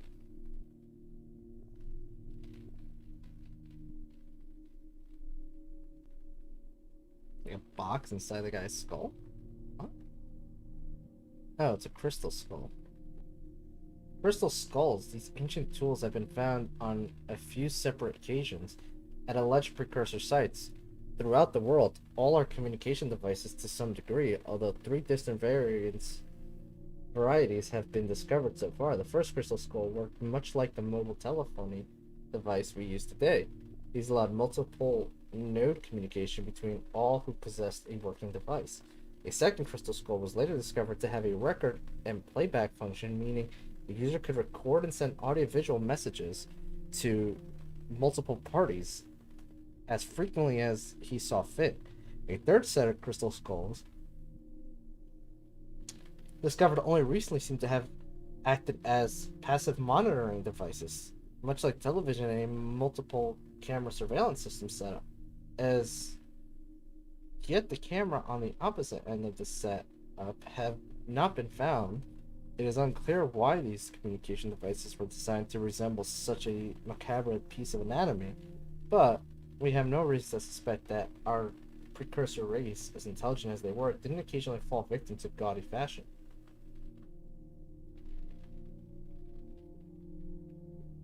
Memory seals. These devices, powerful in function but limited in scope, were used by the precursor first civilization to record brief memory impressions, which could then be played back or re-experienced by another user at a later date. Judging by this scarcity, fewer than 40 have ever been found or accounted for. It appears that these seals were not wielded casually by the precursor race, but were intended to be for use only by the wealthiest and most powerful member of that society. To date, no seals containing recorded precursor memories have been found, and only a few have known to contain any information whatsoever. The seals used by the assassin Altair Ibn I had to pass memory information to Ezio Auditore di Firenze are suspected to be functional to this day, but as of this writing, their whereabouts are unknown. As a point of interest, it can be revealed that many of Asturgo's early breakthroughs in genetic memory technology came about through close study of these artifacts, although current Animus technology is not based on their architecture.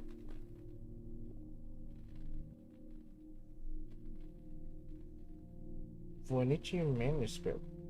A fascinating puzzle is as yet unsolved.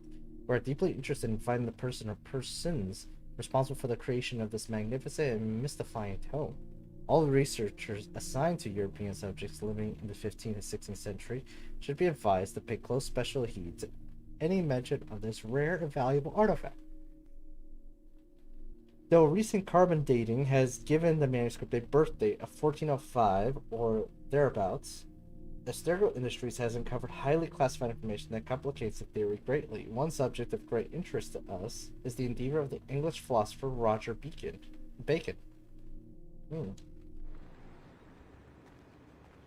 Intriguing.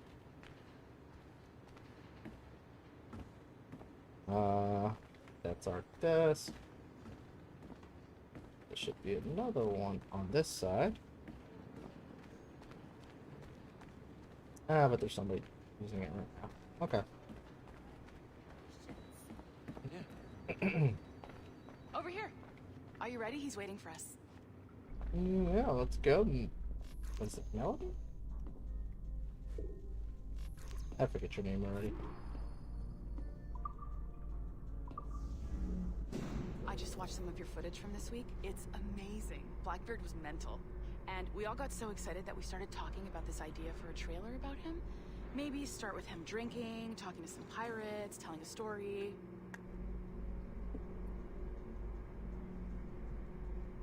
Then, we cut to him leaping across the deck of his boat and...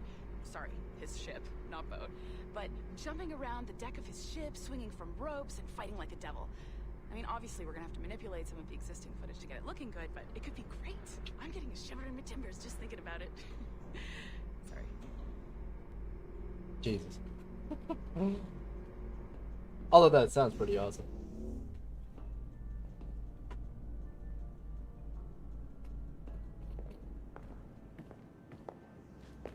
Bonjour, ça va? I hope we're not late. No, you can go right. Hi, Melanie. I saw you just walked in. I need a few minutes with you alone. Laetitia is on the phone and we're discussing the Kenway project. Oh, yes, of course. Sorry about this. I'll call you when we're ready. Shouldn't be long. Hello? Hello? Do you have a second? Of course you do. Head to the waypoint on your map. I have another job for you. I'd like to link all the cameras in the building to a central monitoring system, but most aren't calibrated correctly. Okay.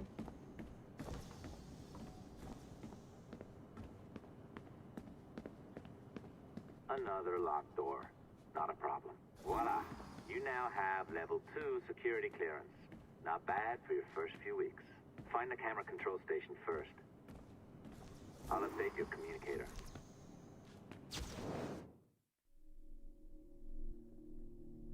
Admit them and submit to them.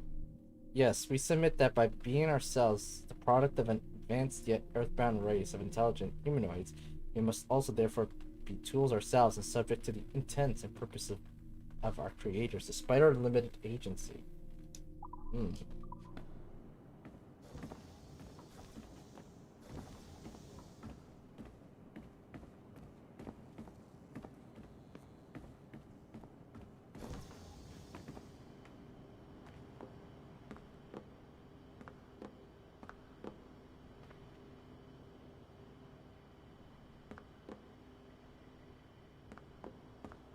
No post-it notes? Yeah.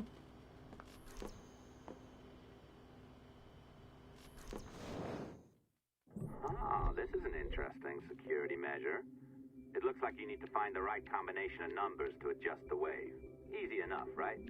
Pick a number selector, then change its value. Once you find the right combination of numbers, you should get access.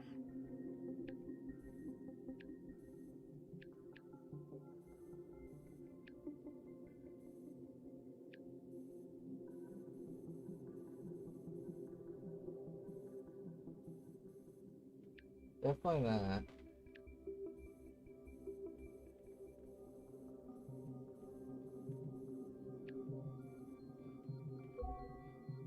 There we go.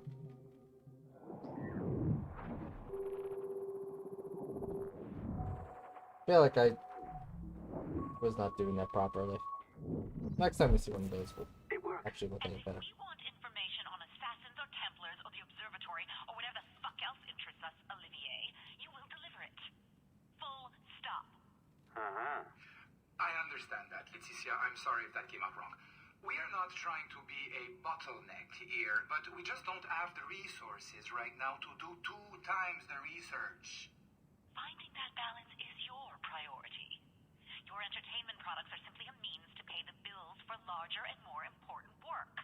That's the way the world works. Dirty money buys clean hospitals. You get it? We're on board, Letitia, rest assured. We have our best employee working on this, but it will take time. That means you. We're the best employee. It's like our first week. I look forward to seeing what you deliver. Until then, I'll see you at the shareholders meeting, Olivier. Looking forward to it. Bye-bye. Tabarnak! It's a little too early for that kind of abuse, huh? Come on. So, what's next? We do as the lady says. Focus on the observatory. Assassins, Templars, crazy talk. I'm curious about this shareholders meeting, though. How about you break into Olivier's office and see if you can find his schedule? Oh, what? You don't like that idea? Well, how about I blow the fucking whistle on you, hacker? I own you. What I mean is, I don't want to ruin your life. So, do as I say. Now, step over to the window. Wait, Jesus. That went from like... Dude, that went from like a 1 to a 10 real fast.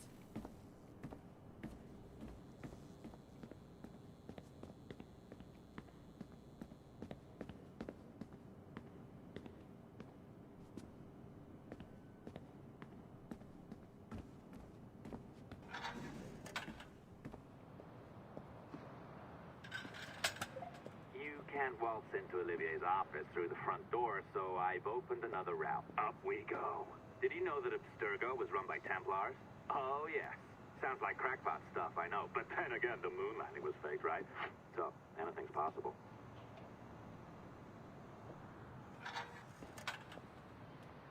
All right. Either you walk through that door, or throw yourself off the terrace. Those are your options.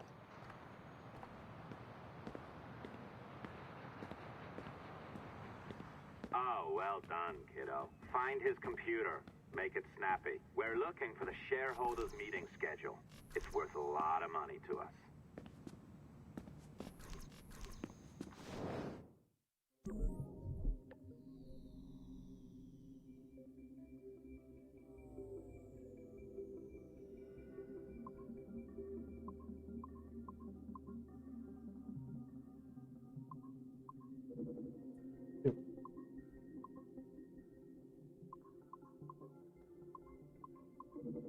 God damn it. I'm like rushing too much.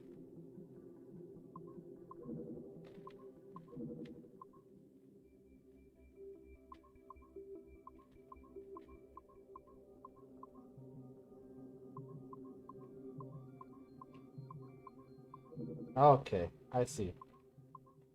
It pushes it down. So I'm probably better off like grabbing it from up here.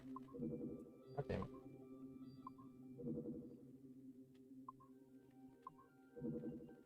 Really?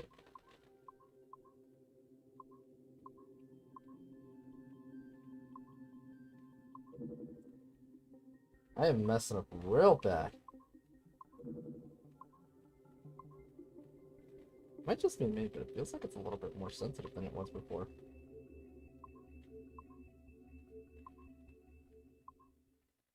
Oh, come on.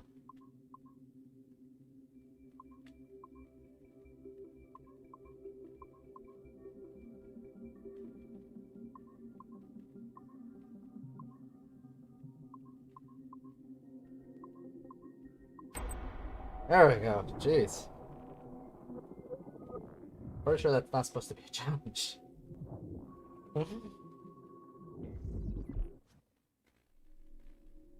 The Melanie LeMay, Kamanoran, Chloe Lesney, Christopher Darby, Yvonne Dean from Olivier, Gornoa, November 6, 2013. Okay. Salute.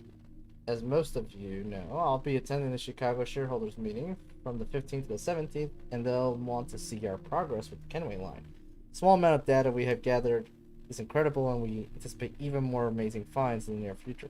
The event and people we have seen so far make us confident that the complete experience will be one of the most eye-opening explorations of piracy ever seen. It will take quite a bit of work to scrub the data of objectionable and classified materials, but we already have some incredible promising footage. At some time, Astergo Entertainment will soon be announcing a closed beta for our new consumer cloud interference app. Sexy name forthcoming. Edward Kenway's virtual pirate experience will be the first complete product on offer and the first of its kind anywhere. An immersive, interactive pirate experience drawn for actual historical data. Internal tests of our consumer cloud app have been encouraging, and we anticipate it will be ready in time for the next holiday season, if everything goes according to plan. So, this leads us to a broader question: what other experiences would we like to offer? What other historical periods and locations can we explore?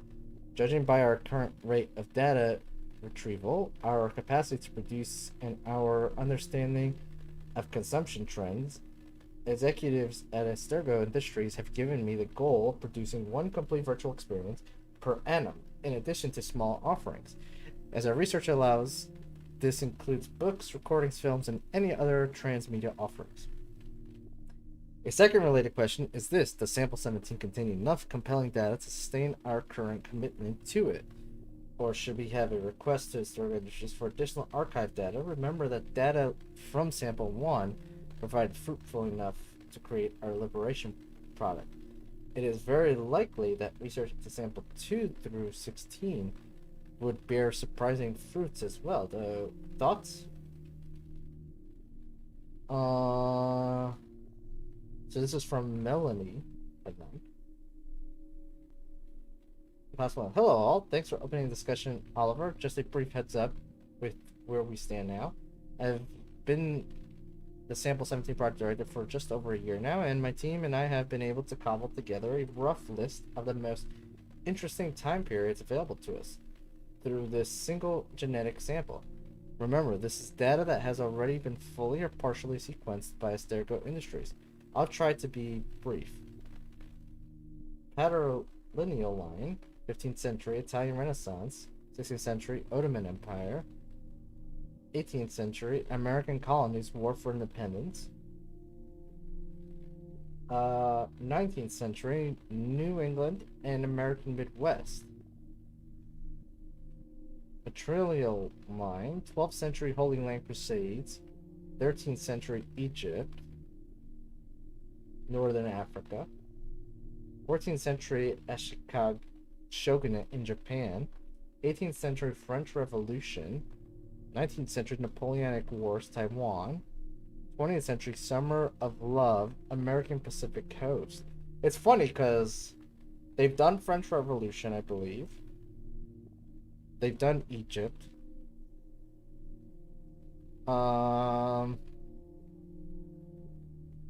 I'm not certain about the Holy Land. Technically, sort of. Yes, a little bit, because they did do the Renaissance, which kind of hit there a little bit. Obviously, this is just a small sample of potential options. The number of ancestries, the number of ancestors any one person has is well above 30,000 after just 15 generations. So there could be many more surprises waiting for us within Sample 17. However, despite Sample 17's rich heritage, we should not limit ourselves to this alone. If we are to concrete leads anywhere, for instance, quite a few men from all sides of my family fought in both world wars, and I even have a great-grandfather who fought in the American Civil War. Managing to meet President Lincoln a few times too. Going this route is a little more costly and time-consuming since the data has not already been sequenced, but it could be rewarding in the long run. In short, if anyone has any confirmed connection or interesting historical event periods or cities, or know of people who do, please share. I will also be reviewing the past 3 decades of samples collected and sequenced by Historical Industries. I recently learned that one of their samples, number 2, I believe, participated in the trial of Joan d'Arc. So there's a nice lead right here. Mel.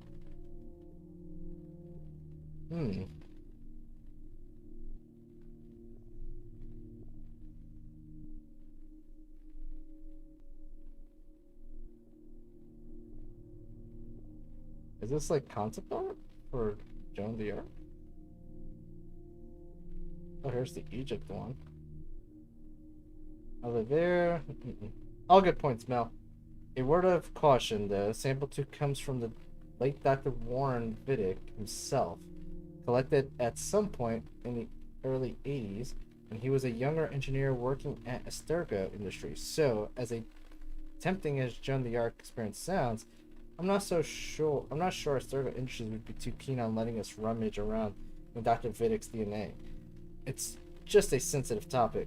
For my own part, I'm related to Francis Javier Graniau, noted Quebecian historian and poet. Exciting, right? As a possible lead.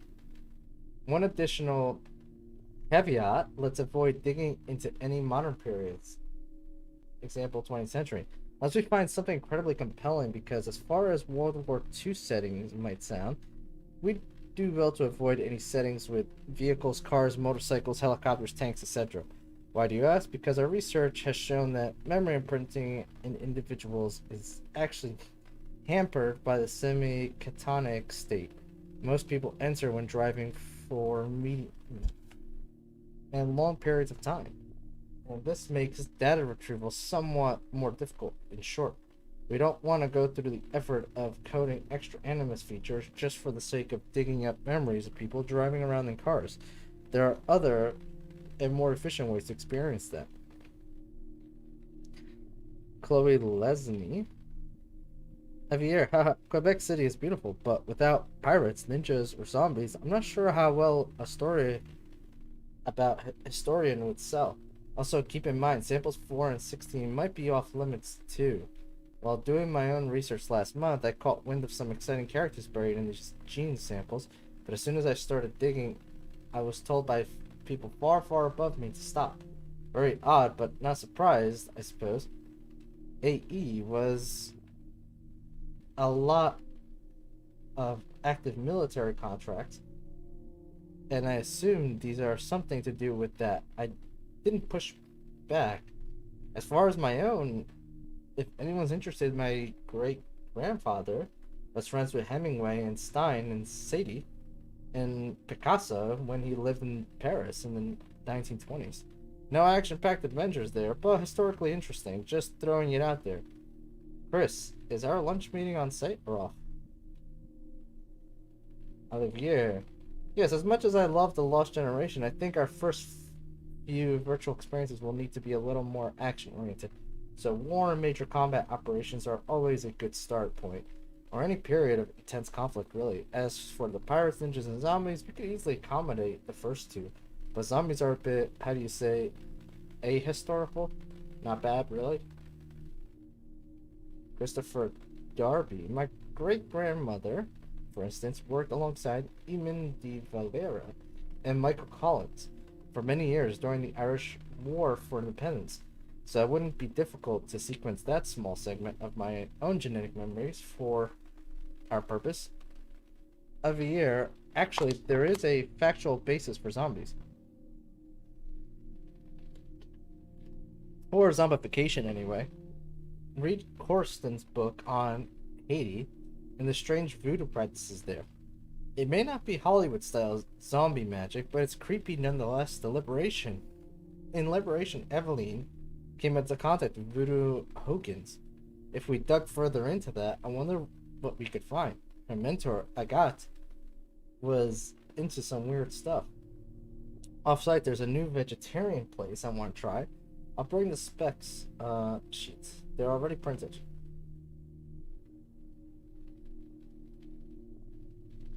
Kama Nora. Sorry to be dissenter, but couldn't we be using this technology to educate, not placate? I mean, theoretically, we have all of the human history to explore, all of our achievements and brightest moments, so it's a little disheartening to hear we need to focus on wars and conflict and violence. It's not that I'm against violence per se, it's just that violence isn't terribly interesting in bulk. That's all. There's so much more nuance to life, and I think we could explore that. So what if we found the memories of someone who worked with Albert Einstein in his patent office, or Charles Darwin on the Beagle, or Marie Curie in France? Moments where humans show their very best potential. That would be a very boring game to play.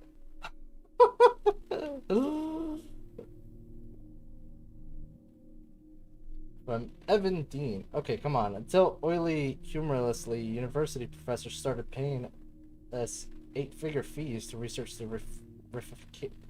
reification of normative gender signifiers in pre-colonial India. Why do we stick to shit that sells? I'm talking Jack the Ripper in Victorian London. I'm talking about guillotines, Robespierre, and Napoleon Bonaparte in the French Revolution. I'm talking about Billy the Kid and Wyatt Earp in the wild American West. I'm talking about Genghis Khan and the Mongols killing a city of millions in the span of a long summer weekend. Action, blood, adventure, conflict. By the way, Jack the Ripper is actually a thing in one of the games. In one of the future games we will be playing. Because we're not going to earn 1/10 of the money we have poured into reliving the memories of the guy who sat next to Einstein as he bit his nails while working out the finer details of general relativity in his head. For fluff's sake, man. This is a business, not a group therapy session. Evan, let's take this offline. Okay, so this took me a while to figure out, but now I see. Now I see. So ML is Melanie. KN is comma neuron. Don't know who that is. Chloe Lesney is KL. Christopher Darby is CD. ED is Evan Dini, and OG is Olivier. Okay. All these entries I've been reading, I've been seeing those, and I have not put that together until now. You sneaky bastard. A pirate through and through, ain't you? Now, get down to the lobby. There's a courier waiting. Yeah, that's right. I've been planning this for a few hours. Now, wait. The receptionist. Hold on. I'll try something.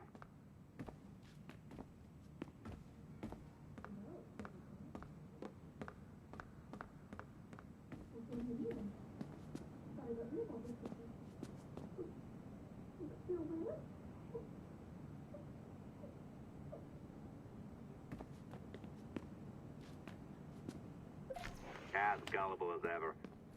Now, hurry down to the lobby before I remotely detonate your earpiece. Not until I hack her computer too.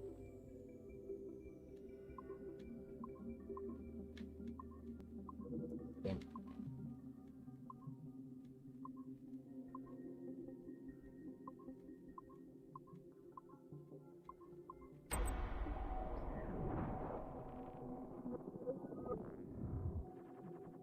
2 seconds, guys. Shoot, I just realized what time it is.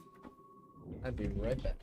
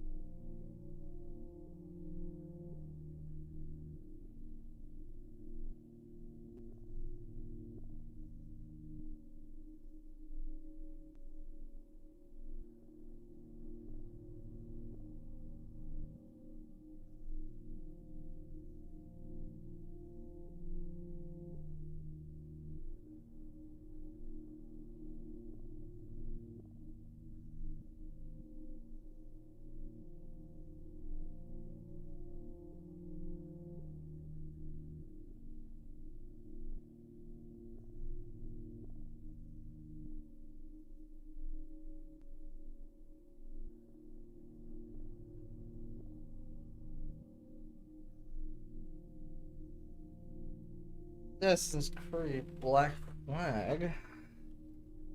Huh. What are we looking at here?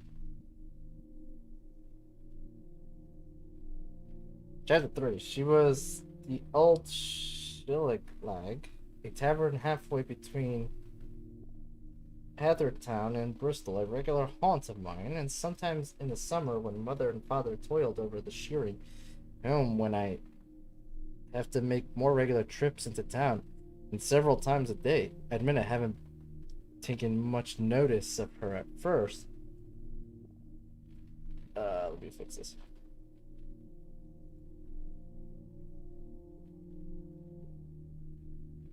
Which is unusual for me because I like to pride myself on knowing the exact location of any pretty woman nearabouts. Beside the chalet wasn't exactly the sort of place you expected to find a pretty woman. Woman, yes, a certain type of woman, but this girl I could see wasn't like that. She was young, about my age, and she wore a white linen coif and a smock. Looked to me like a domestic. I'm guessing this is when he met his wife. But what made me aware of her wasn't her clothes. It was the loudness of her voice, which was quiet in contrast to the way she looked. She was sitting with 3 men, all of them older than her, who I recognized at once. Tom Cobley, his brother Seth, and Julian somebody, whose surname escapes me. But who worked with them? 3 men with whom I had traded words, if not blows before.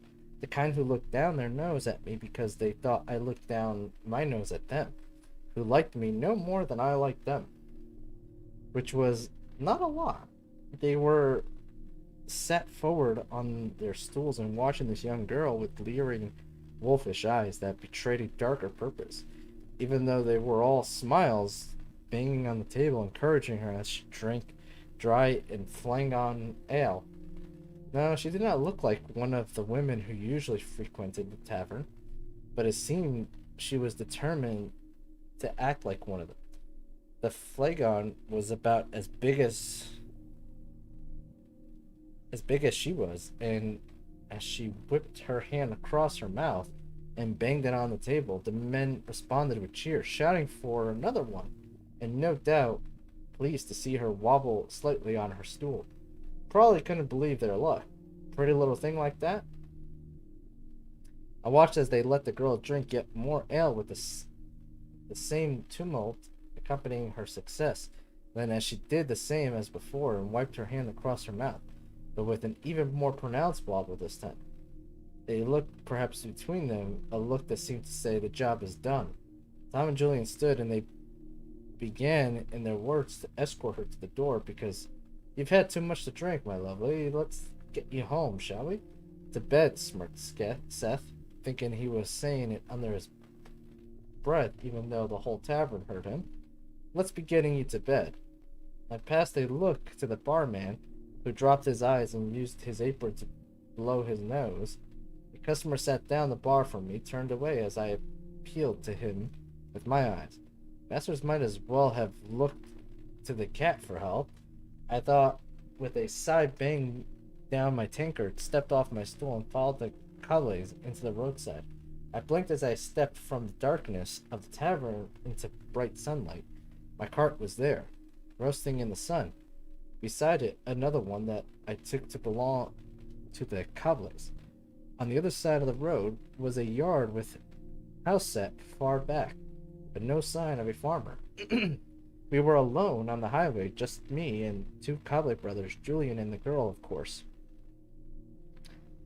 Well, Tom Cobley, I said, the things you see on a fine afternoon, why just you and your cronies are getting drunk and getting a poor defenseless young woman even drunker. Girl sagged as Tom Cobley let go of her arm and turned to address me. His fingers already raised. Now just you say that, stay out of this, Edward Kenway. You young good for nothing. You're as drunk as I am, and your morals just as loose. I don't need to be given a talk to by the likes of you. Seth and Julian had turned as well. The girl was glazed over. Still, her mind had turned in for the night, even if her body was still awake. Well, I smiled. Loose morals I might have, Tom Cobley, but I don't need to pour ale down a girl's throat before taking her to bed. Certainly don't need two friends to help me at the task. Then Cobley reddened. Why, you cheeky little bastard, you and I are going to put her on her cart is what I'm going to do and take her home. I have no doubt you intend to put on your cart and take her home. It's what you plan to do between putting her on the cart and reach you home that concerns me. That concerns you, does it? A broken nose, a couple of broken ribs will be concerning you unless you mind your own bloody business. Squinting, I glanced at the highway, where trees border the dirt track shone gold and green in the sun, and in the distance was a lone figure on a horse, shimmering and indistinct. I took a step forward, and there had been any warmth or humor in my manner. Then it disappeared. Now, almost of its own accord, there was a steeliness in my voice when I next spoke. Now, just leave that girl alone, Tom Cobley, or I won't be responsible for my actions. The three men looked at one another in a way they'd done as I asked. They'd let go of the girl, and she seemed almost relieved to slide into her haunches, placing one hand on the ground and looking at us all with bleary eyes, evidently oblivious to all that was being discussed on her behalf. Meanwhile, I looked at Cobley's and weighted up the odds. Had I ever fought three at once? Well, no, because if you were fighting three at once, you'd then you weren't so much fighting. You were getting beaten up. But come on, Edward Kenway, I told myself. Yes, on the one hand, it was 3 men, but one of them was Tom Cobley, who was no spring chicken, about my father's age. Another one was Seth Cobley, who was Tom Cobley's son.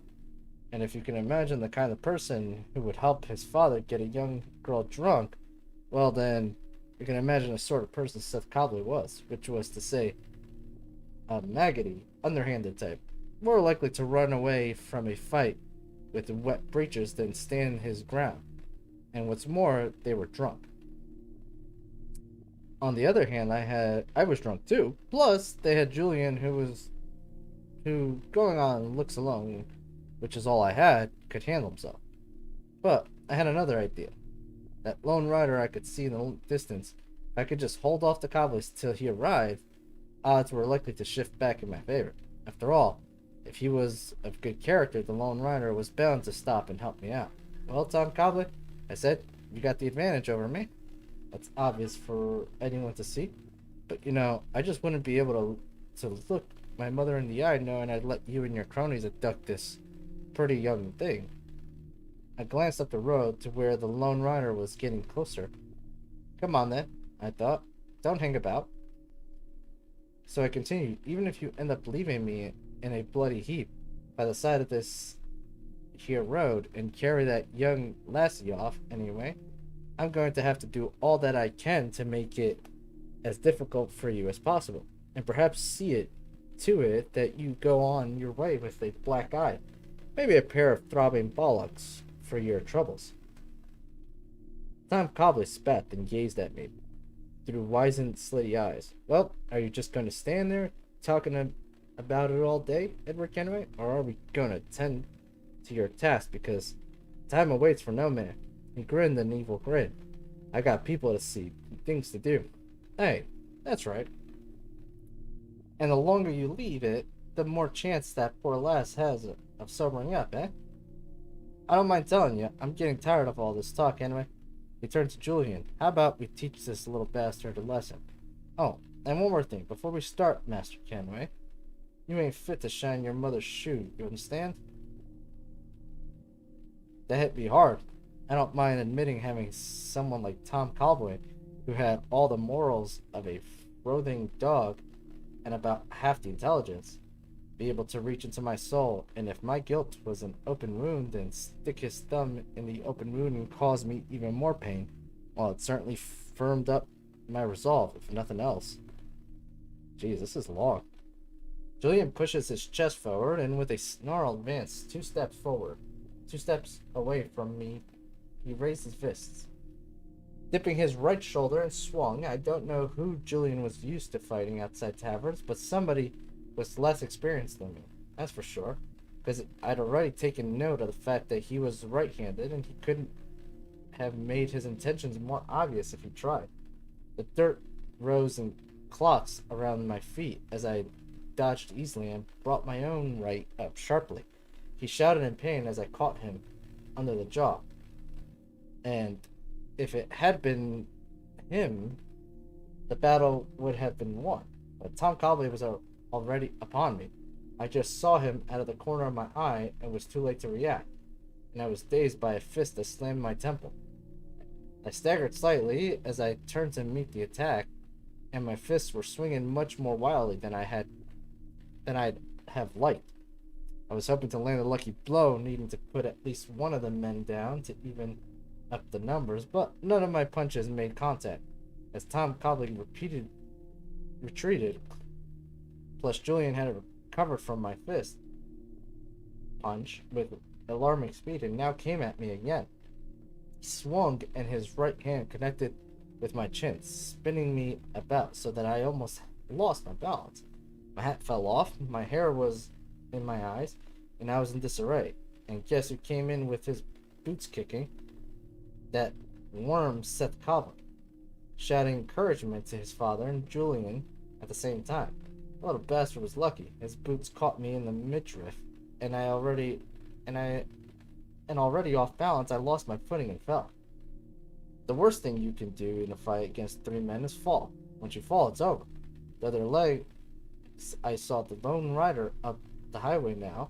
My only chance at salvation, possibly my only hope of getting out of this alive. But what I saw made my heart sink. Not a man on a horse, a tradesman, who would dismount and come rushing to my aid. No, lone rider was a woman. She was riding astride the horse, not side saddle, but even was his lady. She wore a bonnet and a light-colored summery dress. And the last thing I thought before the cobble's boots obscured my view and the kicks came raining in was that she was beautiful. But beauty wasn't going to save me now. Hey, I heard. You three men, stop what you're doing right now. They turned to look up at her, removing their hats, shuffling in line to hide the sight of me, who lay coughing on the ground. What's going on here? She demanded to know. From the sound of her voice, I could tell she was young and, while not highly born, definitely well bred. Too well bred, surely to be riding in a company. We were just teaching this young man here some manners, rasped Tom Cobley. Out of breath, exhausted business it was, kicking me half to death. Well, it doesn't take three of you to do that, does it? She replied. I could see her now, twice as beautiful as I'd first thought, as she glowered at the cobblers, who for their part looked thoroughly mollified. She dismounted, more to the point. What you doing with this young lady here? Pointing at the girl who still sat dazed and drunk on the ground. Oh, ma'am, this a young friend of yours here, who had too much to drink. The lady darkened. She's most certainly not your young friend. She is a maidservant. If I don't get her back home before my mother discovers that she absconded, then she will be an unemployed maidservant. She looked pointedly from one man to the next. I know you men, and I think I know exactly what was going on here. Now you will leave this young man alone and be on your way for I am of mind to take this further. With much bowing and scraping, cobblers clambered aboard their cart and were soon gone. Meanwhile, the woman dismounted and knelt down to speak to me. My name is Caroline Scott. My family lives on Hawkins Lane in Bristol. I'll take you there and tend to your wounds. I cannot, my lady, I said, sitting up and trying to manage a grin. I'll have work to do. She stood. I see. Did I assess the situation correct? I picked up my hat and began to brush the dirt from it. It was even more battered now. You did, my lady. Then I owe you my thanks, and so will Rose when she sobers up. She's a willful girl, not always the easiest of staff, but nevertheless, I don't want to see her suffer for her impetuousness. She was an angel, I decided then as I helped them mount the horse, Caroline holding on to Rose, who lolled drunkenly over the neck of the horse. I had a sudden thought. Can I see you again, my lady? To thank you properly when I look a little more presentable, perhaps. She gave me a regretful look. I fear my father would not approve, she said, and with that shook the reins and left. That night I sat beneath the thatch of our cottage, staring out over the pastures as the sun went down. Usually my thoughts would concern either the possibility of escape or wrestle with the inevitability of my future. That night I thought of Caroline Scott of Hawkins Lane. Yeah, okay, so that's the story of how they met. Interesting. Don't even think about ratting me out. My tracks are covered. Yours ain't.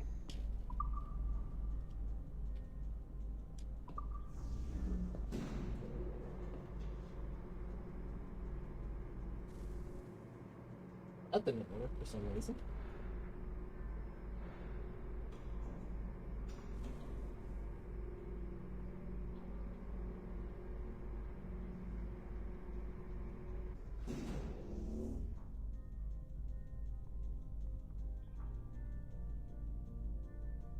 I think I know.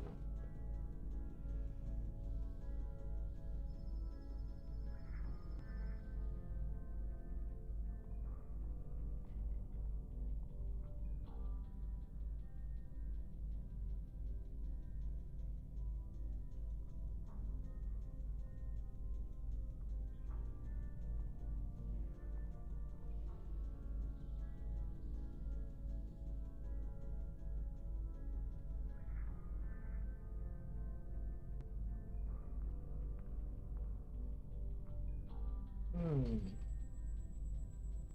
me see here. Because that should be working.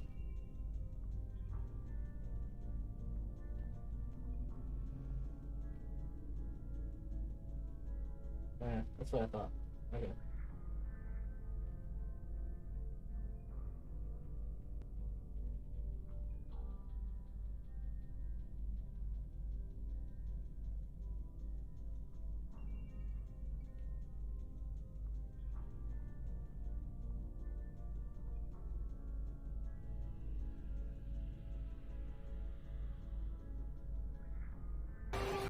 There we go. Yeah, the token had expired. Let me reset that.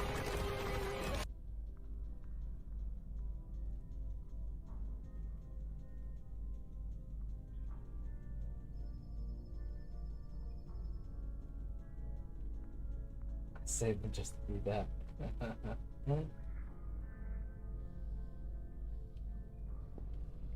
Did you like the allongé? I practiced. I think you pulled it a little too long. Oh, come on.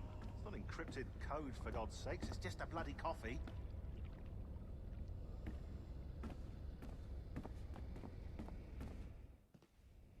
Oh, hooray! It's our old friend. Hey there, I just got a call about picking up another transfer. Oh? You said you were here to see me. Yes, that is one of the perks. Let's see it. A conference in Chicago, very nice. Thanks for this. We'll be in touch. Ciao, Rebecca. Text me. Stuff it, Hastings.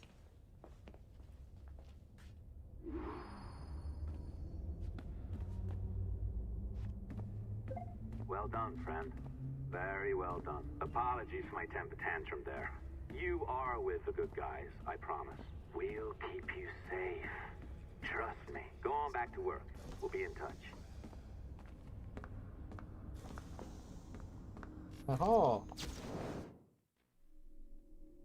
Remember that our relentless imperative holodrive to achieve everything our forebears did has led to many embarrassments and disasters. Nuclear weapons, superviruses, genetically modified poison foods, toxic air, plastic sea rack, and sea spawn, and the list goes on. You can look it up for yourselves on the internet. But all this too had a secret purpose in the end.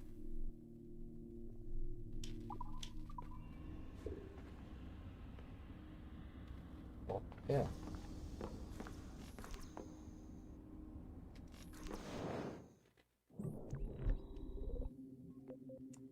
So total number is... So let's see here. 2. So it multiplies.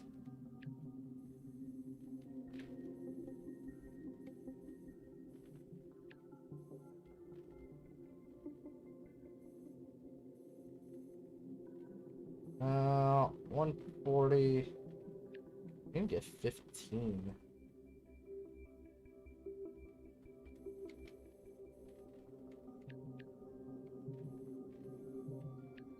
I see here. 2 times 7, 70. No, too much. I find it actually easier just trying to get the wave pattern rather than doing the actual math here.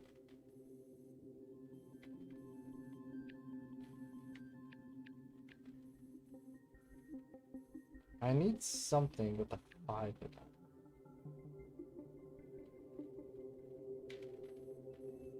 So I need something to end with 3.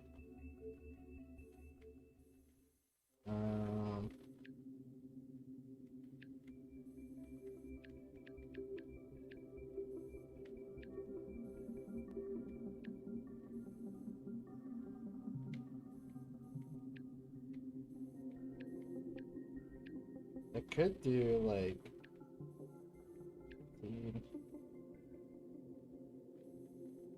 No, I need to end on 3. So something like that. There we go.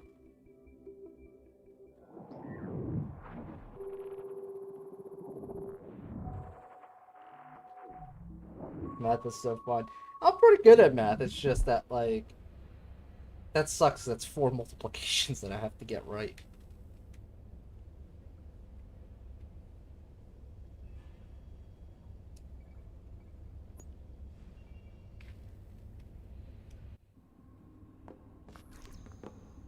Doesn't really show anything. Okay.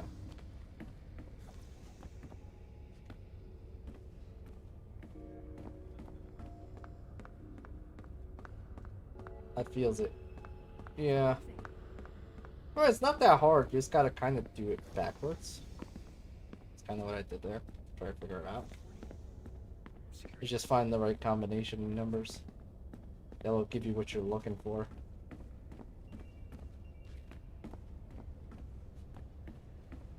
Alright, let's go up. We got level 2 clearance now, so we can start checking some of the other stuff.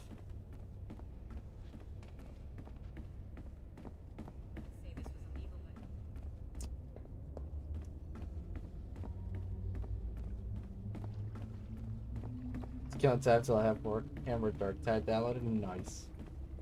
Yeah, that looks really good. I think you're gonna have a good time with that. From what I've seen other people playing it looks like a really good time.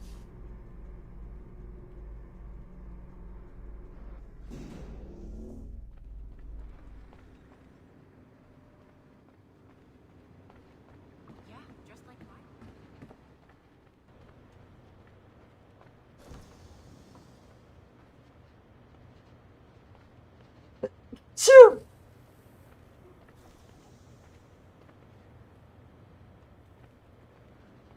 Okay, so we got some computers. That's not a post-it, but this is a post-it. Being that it is well understood that tools, home cars, cutlery, pencils, tables, books, chairs, domesticated animals, light bulbs, mobile phones, sex toys, vacation homes, sofas, lounge, chairs, swimming pools, and C, I guess that means etc., etc., are indirect byproducts of our geotopic expressions, otherwise known as extended phenotypes we submit.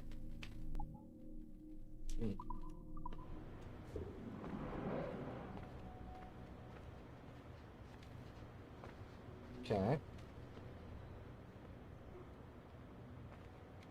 Let's see what we got on these computers.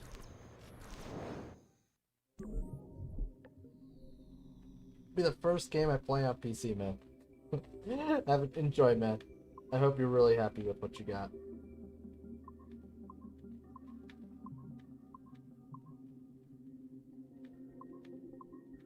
Oh, shoot. Patience.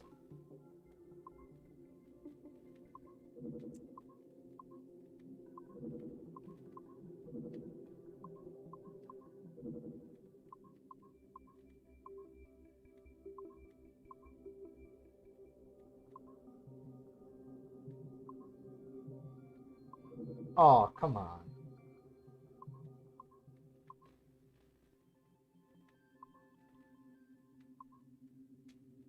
That's why I don't like using controller.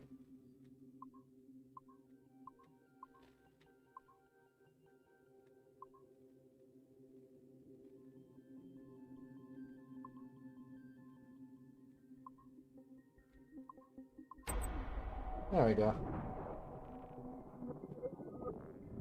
So far I do. That's good. I can't wait to upgrade my graphics later on this year. Okay, hope this is on. I don't think I've ever used this phone more than a few times to record anything. Hey, Dad. So, we're all here in New York at the motel. It's Queens, actually, in Astoria, near the NQ. Rebecca's off getting batteries for something. Sean's in his room doing whatever Sean does. And, you're out getting some food. Me? Well, I'm supposed to be getting ready to break into some offices in the financial district. Feels just like prepping for one of your old training drills, actually. 10 years go by, and then you show up, and it's like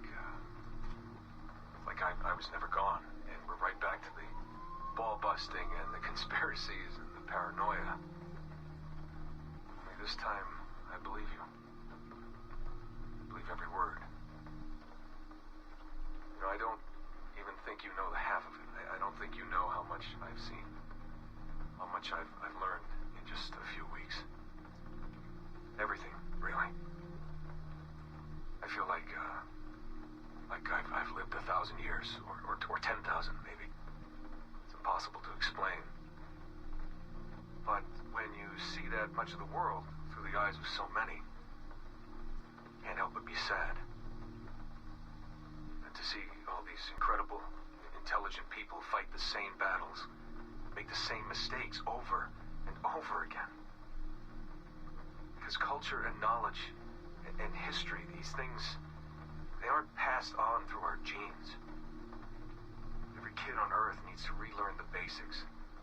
How to live, how to survive, how to stand up for what's right.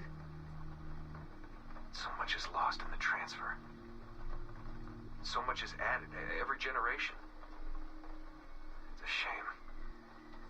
I mean, over and over, everything must be learned again.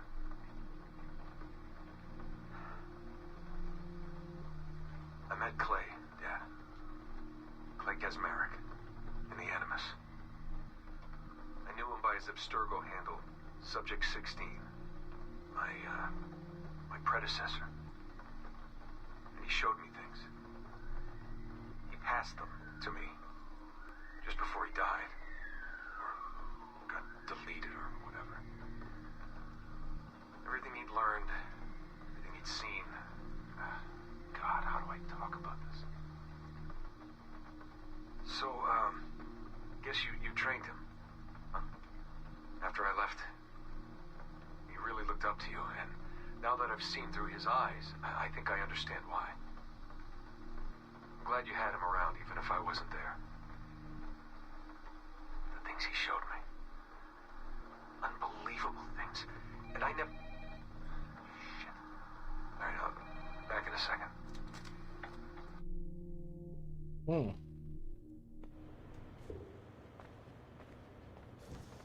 Interesting.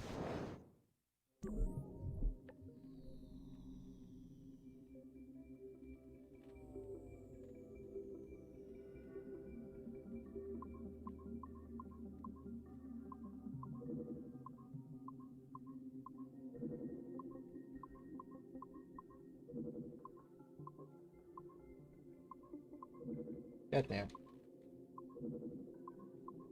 Okay. A little more patience, I guess.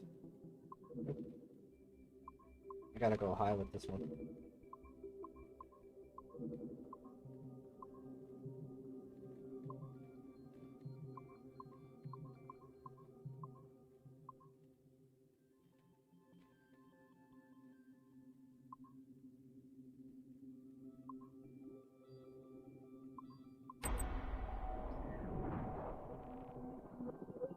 Ugh.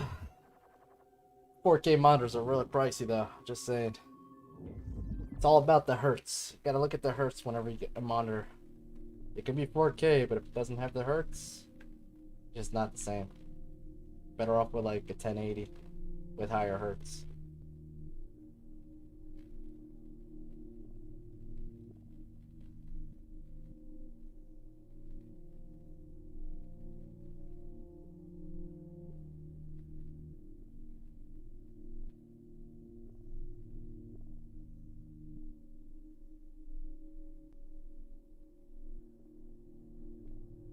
Kitty cat.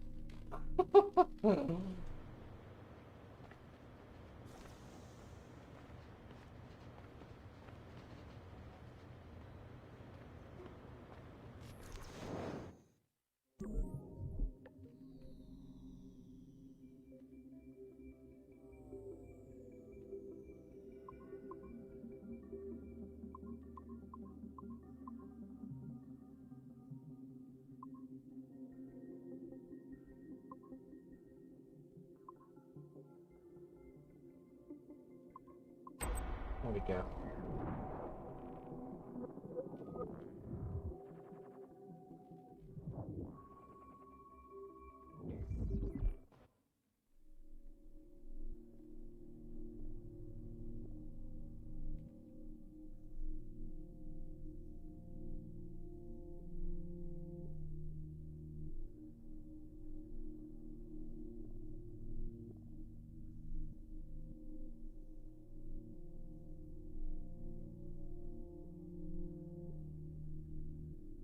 Alea ghost lights. It is the opinion of this researcher that inadequate attention has been paid to Southeast Asia and its peculiar that Himalayas. A research into first civilization people and the subtle fingerprints they have left throughout the world would benefit great from further investigation into the region. For example, we may find a prime example in the form of the Alea ghost lights. Often reported by fishermen, the lights appear over marshes and possess the power to distract waylay and even compel victims to drown, but have also proven useful as navigational aids. The gas seems like too facile an explanation. Has genetic memory research yielding evidence of anything similar yet? Ghost or gas or something else in the Himalayas. These are said to be the souls of deceased fishermen who really don't take fishermen seriously enough. Do we? Oh, how many times has a simple fisherman village yielded significant information? If not, treasure.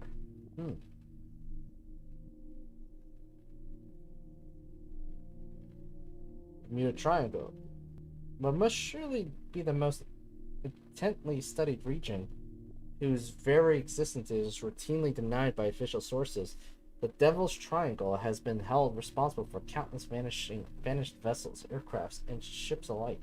Since the earliest day of sail, the region technomorous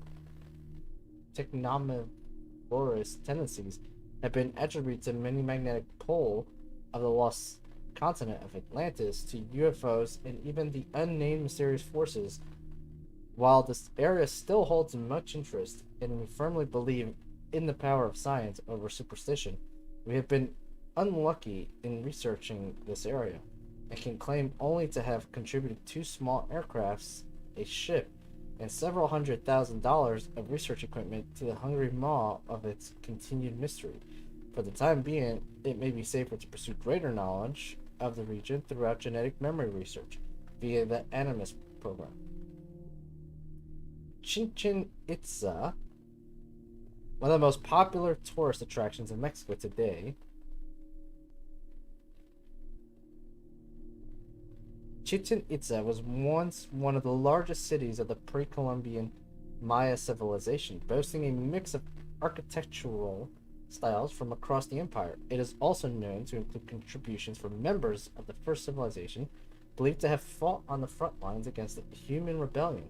In particular, the technology advanced systems of caves, tunnels, and puzzles that run underground between the Castillo Temple and the Canet Sagrado are rich with first civilization artifacts excavated in the 18th century. In a controversial dig ordered by the Madeleine de la Isla, these range from prophecy discs to rings and shards. Voluminous in quantity, they are minor but culturally significant.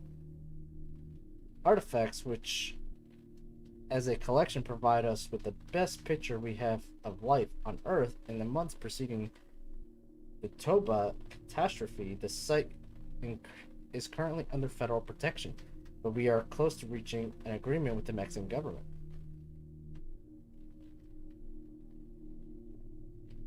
Easter Islands. Located at the southern point of the Polynesian Triangle, Big Rapa is home to some 887 Moa statues. Created by the Rapa Nui people, one of the most isolated inhabited islands, a territory of Chile protected as a UNESCO World Heritage Site. It has proven difficult to study closely in this century. Some records are available from the 18th century, when the Rapa Nui suffered from disease communicated by European sailors. 19th and 20th century records indicate slave raids, famine, war, and deforestation. Despite this rich and perhaps tragic history, it is the Moa statues that are most heavily protected. Carved from the stone of an extinct volcano, it is not known how they were transported for installation. This mystery fascinates tourists, but it could gain access to conduct a private archaeological excavation of the island. It is the petroglyphs and a network of caves established by even greater civilizations that we believe would yield the most productive results.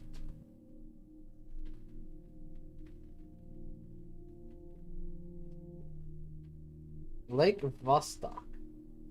Working with our Russian partners, we have secured an agreement to commence research into the subterranean lake that rests deep beneath Vostok Station in the accurately if politically named Pole of Coal on the East Antarctic ice sheet, sheeting approximately 3,500 meters above sea level. This freshwater lake rests 4,000 meters beneath the surface. A core ice sample was extracted in 2012, and we will soon begin a research that should provide a paleoclimatic record going back some 400,000 years. Isolated fossil water reserve samples may prove even older. Only time and science will tell what genetic marvels these magnificent samples will reveal, if not a new window into first civilization life itself. Okay.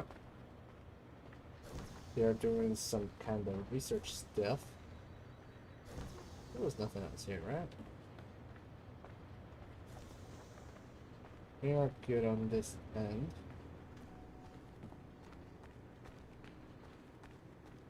Well, someone returned before we did. Thanks. Ben, on se verra là-bas.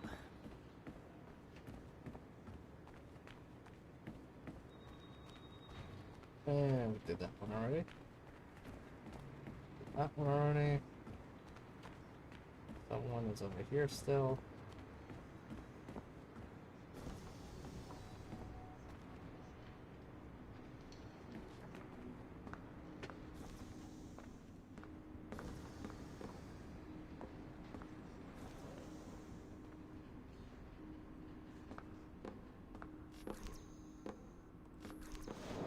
I'm not seeing any posts there. Oh, it's this again. Alright, give me 2 seconds, guys. Let me go check on something in the oven.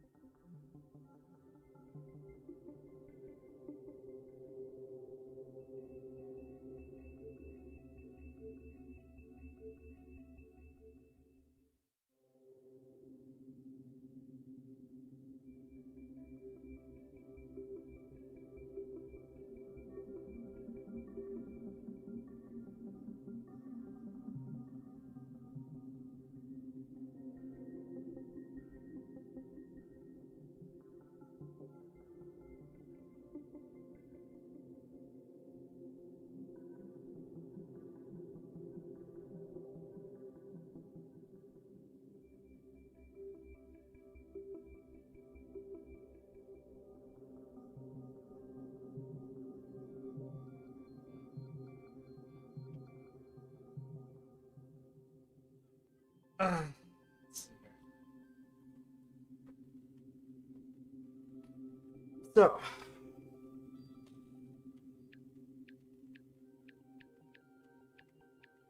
26.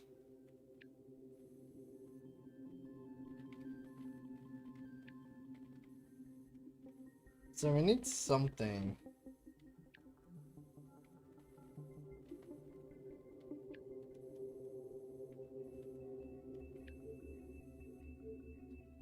$26 divided by 2 would be 53.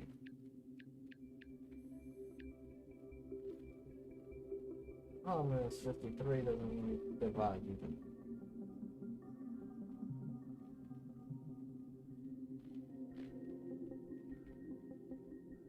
So that's not gonna work. Well, 126 divided by 3. Hey Milton, how you doing? Oh, that's good. I'll do the math. 3, so that's 42. 42 we can work with. 42.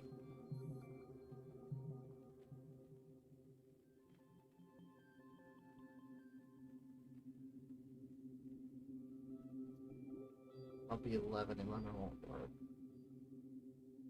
I'll buy another 3.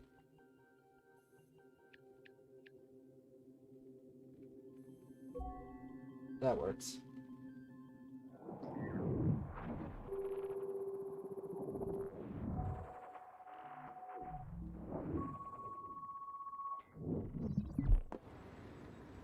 I saw them asking him questions.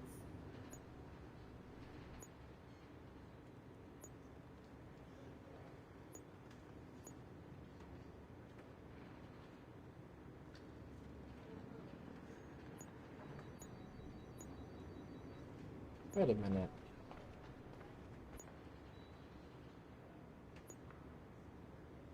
There's a post-it next to her? Why is there a post-it next to her?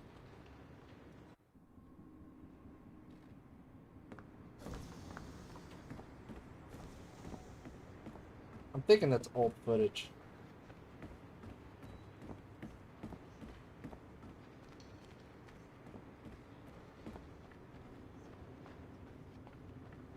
There's no... Oh, wait. That's not here. That's elsewhere. That's in here.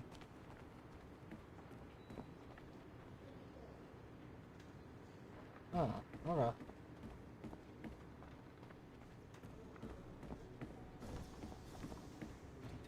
No, the hack security clearance from 17 different countries.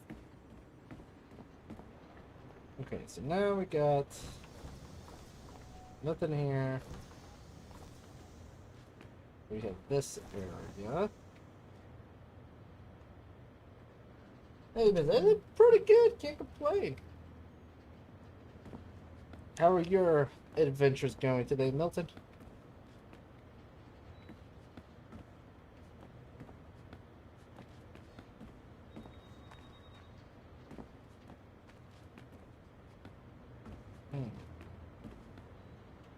Well, we have another post-it here.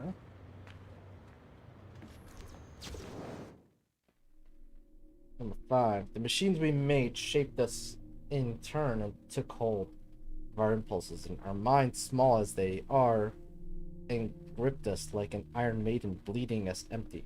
It was our poor understanding of our origins that led us to originate tools we were incapable of understanding or controlling, as if the cotton gin was not enough, and one day our sweeteners, our sweaters and undershirts might talk to us, as if this were not enough.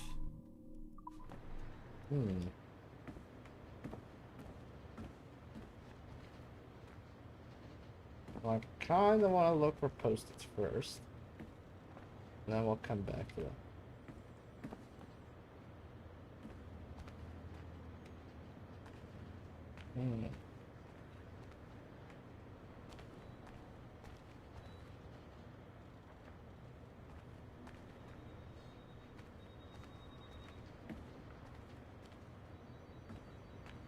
You know, the interesting thing here.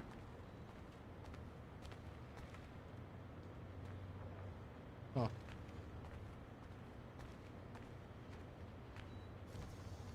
Okay, I thought for a second that this was the Avaline project, but no, it's the same thing.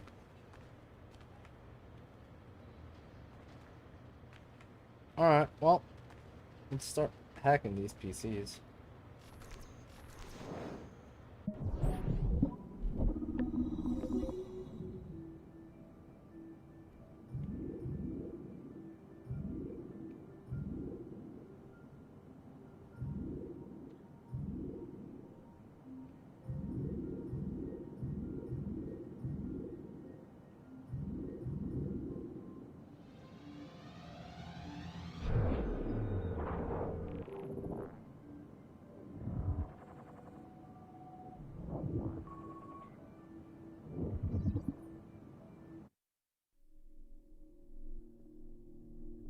How many ancestors do we have? How many of their secrets are locked away in your genes? And how many of their stories are you willing to share with the rest of us? Welcome to the fascinating world of genetic memory retrieval.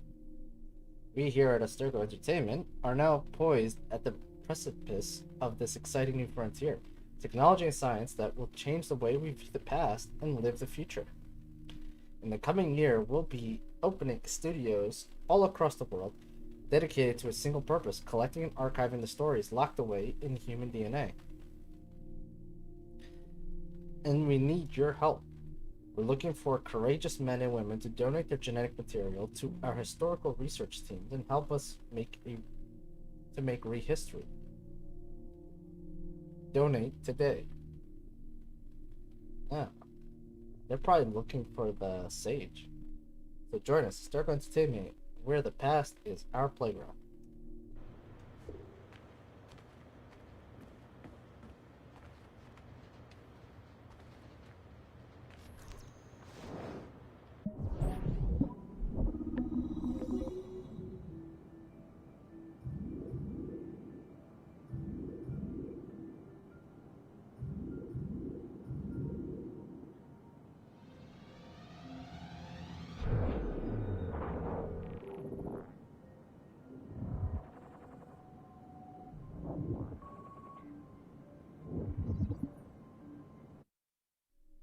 Our researchers looked into the life of Altair Ibn Lahad, hoping to find a biography that might serve as a positive role model for Abstergo's global outreach programs.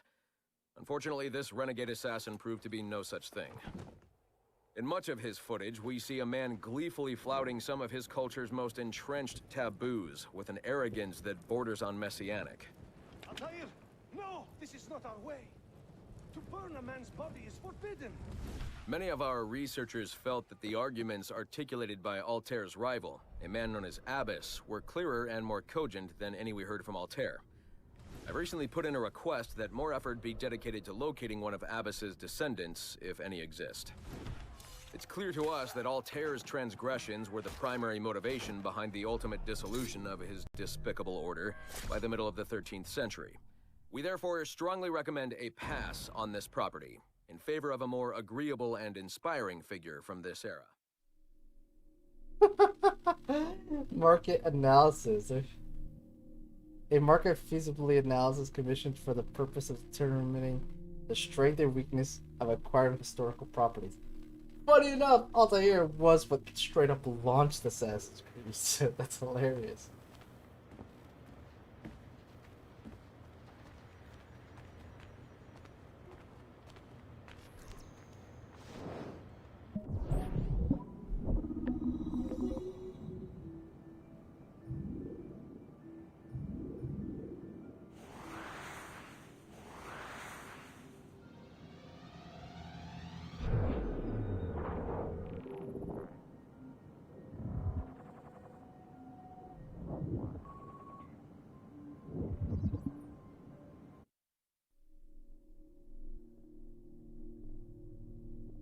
One of history's most overlooked leaders, Madeleine de l'Isle, freed hundreds of slaves and brought them to sanctuary in a tropical haven, whose construction she oversaw personally. Brutally cut down at the peak of her career by Aveline de Grand Prix, the orphan she rescued from a broken home, Madeline served as a Master Templar in the southern colonies from 1764 to 1777. That's why that name sounded so familiar. Right, she's the stepmom from Liberation.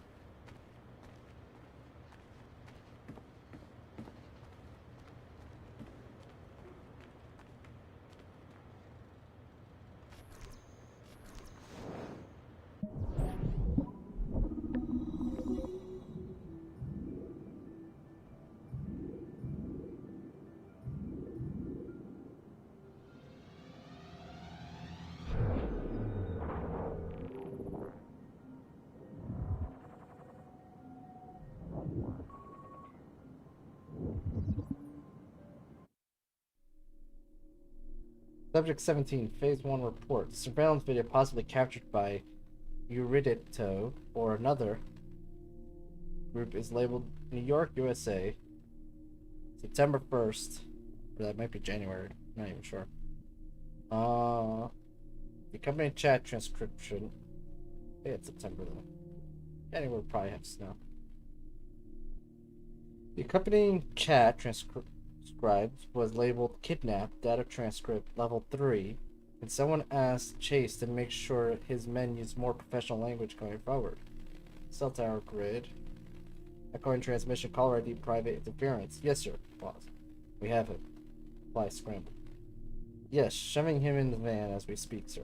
Target will be delivered on schedule. Transmission end. Surveillance video labeled Brooklyn, USA, September 1st. The poster claimed the Stergo agents have captured an unknown Caucasian male. Victim is in his mid-20s, approximately 6 feet tall, 190 pounds. Destination unknown. This one is labeled Campino, Italy. Poster identifies this only as unmarked hangar, but then went on to say Stergo agents arriving at a destination company owned jet brought to hangar after landing. Victim identified as Desmond Miles. I don't think this has spread too far yet. Location has already been scrubbed, so I think we can dismiss this as the ravings of a fanatic. Preliminary analysis. A leaked medical file. We're looking into it. No menstrual disorders for subject 17 though. That must have been a relief for the public to read. Patient has no active complaints, no acute distress, no prior cardiac history. Blood pressure normal, 112/78. Primary blood analysis, no significant traces of chemical that would lead to neurological disorder. No indication that patient would be prone to neurosis. Unlike previous subject, patient is psychologically stable. You are clear to proceed. Signed by Damien Sarvakos, MD.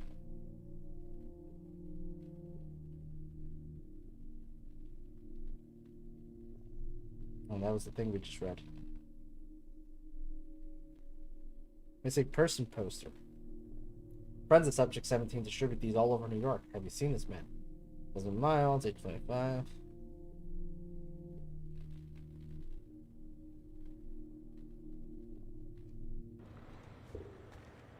Oh.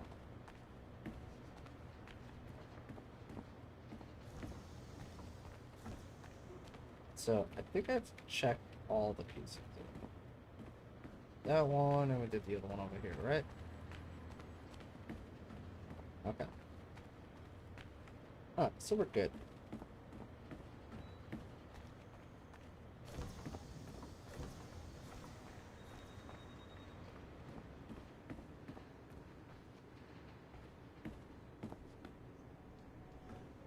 Yeah, I don't think there's anything else we can do here.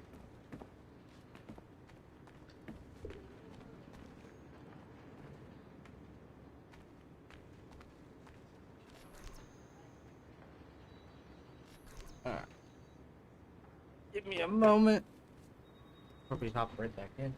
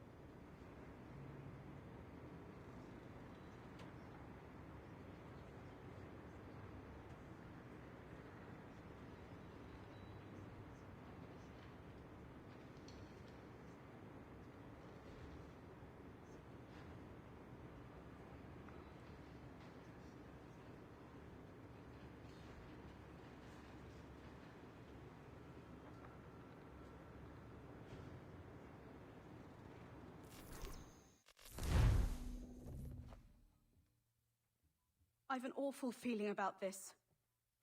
You'll be hurt out there. I couldn't handle that. I'll be careful, I promise.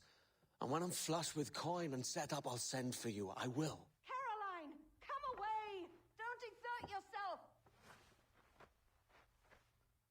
I can't promise I'll come, Edward. If you leave on this fool's errand, I cannot promise anything. Don't give up on me, Caroline. Not when I need your faith the most.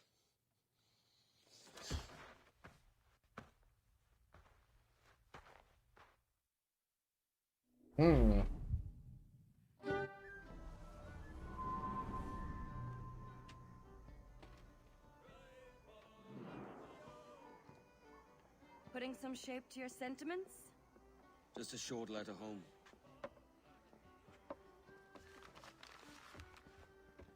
I reckon she's past caring anyway.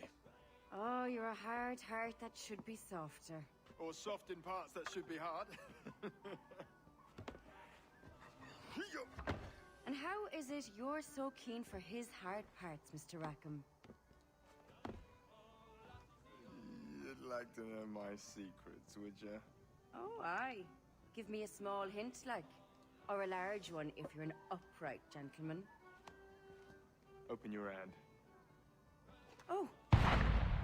Who's shooting? Might be them ships sliding into port. Jesus. Okay.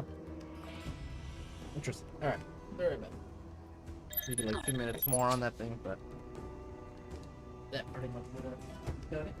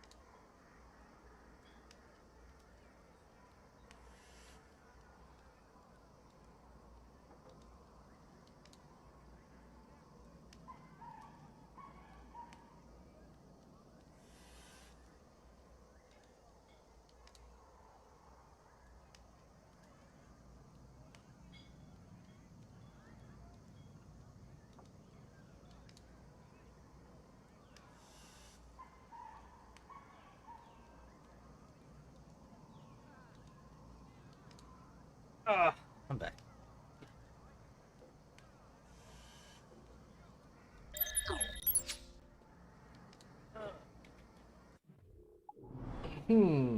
Where are we at right here? I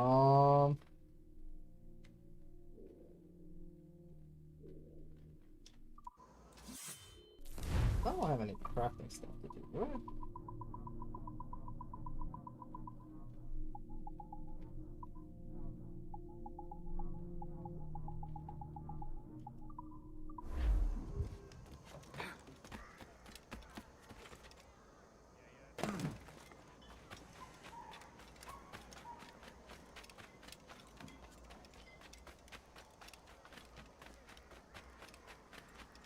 Is that really necessary? We demand the parlay?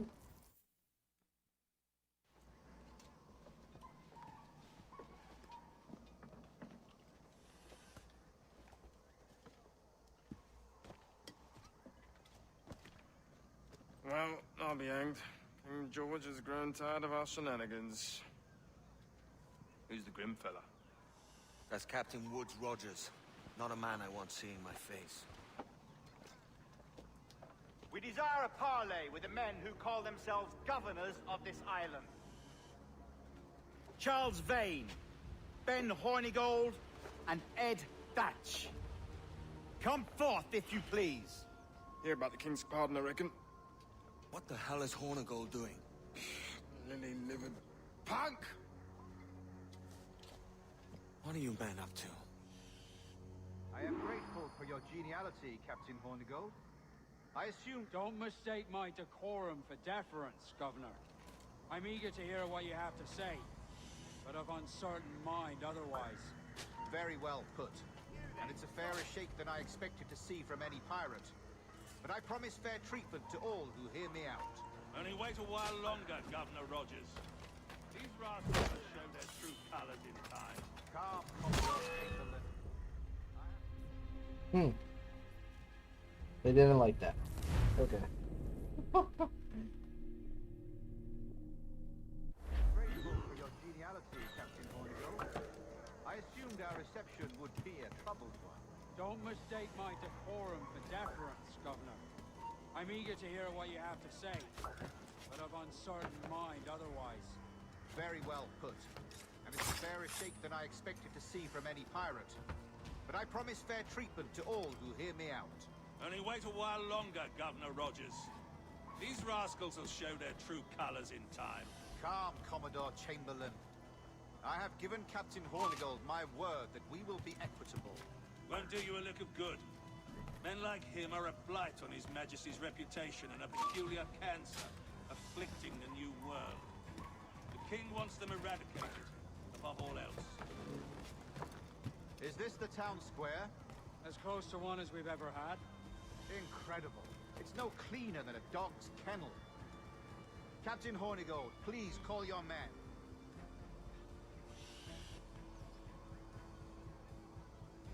Rackham, Vane! The Governor's come calling. Bring Burgess and Cockram as well.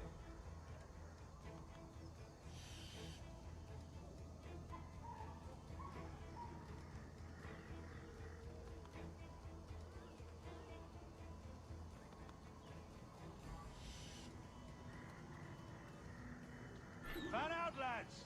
And take this shanty town as if it were your own.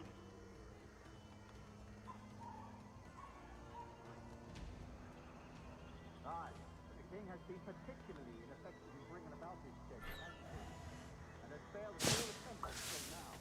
Careful how you talk about His Majesty, Governor. You're here at his pleasure. I have my methods, Commodore, and I expect you to honor them to the letter.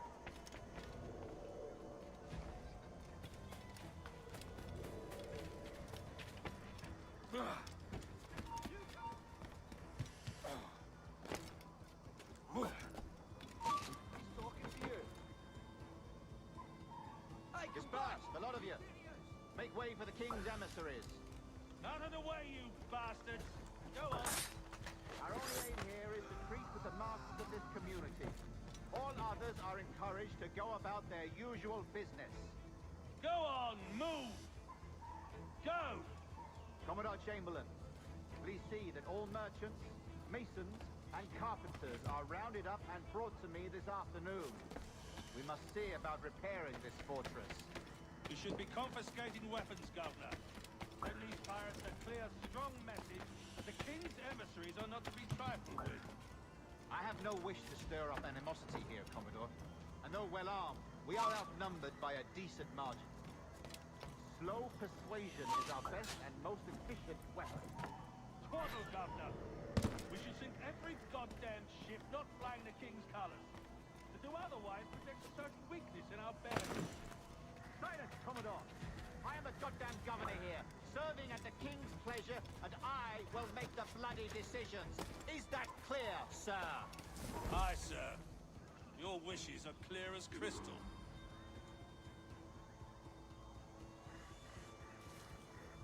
Jeez, that guy's constantly undermining him.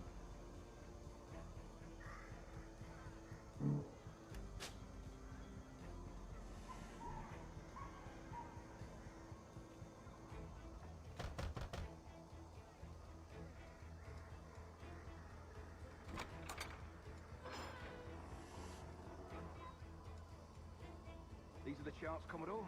We're in position.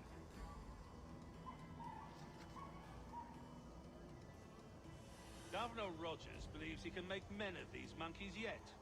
I do not. Return to your post and await my orders.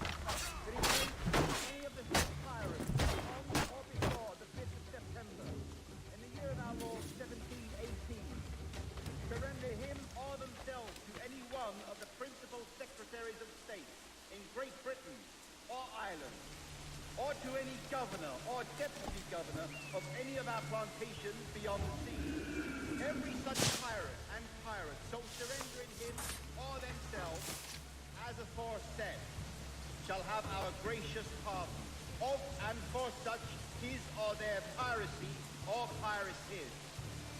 By him or them committed before the 5th of January next ensuing. And we do hereby strictly charge and command all our admirals, captains, and other officers at sea, and all our governors and commanders of any forts, castles, or other places in our plantations, and all our officers, civil and military, to seize and take such of the pirates who shall refuse or neglect to surrender themselves accordingly.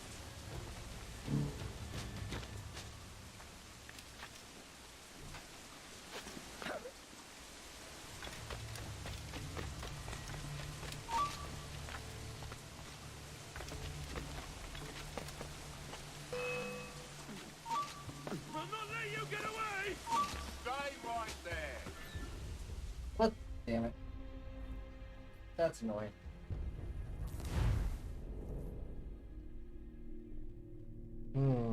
Might be easier to go the other map.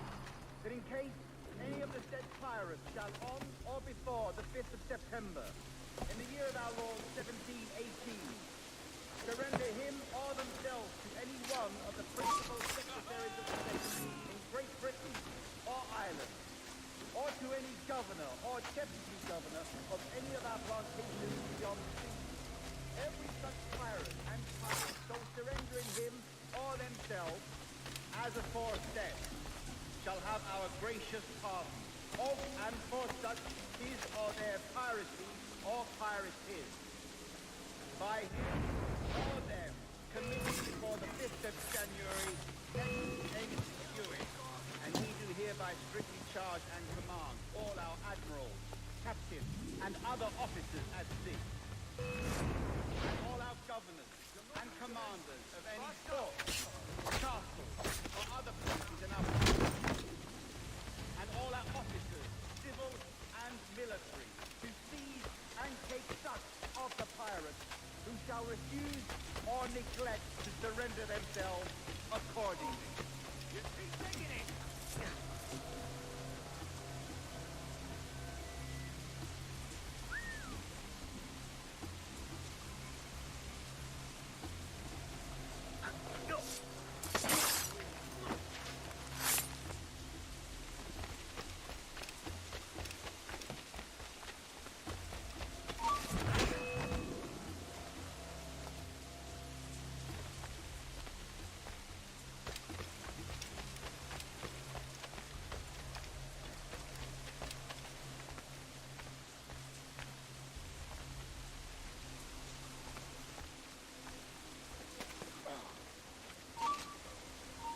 That.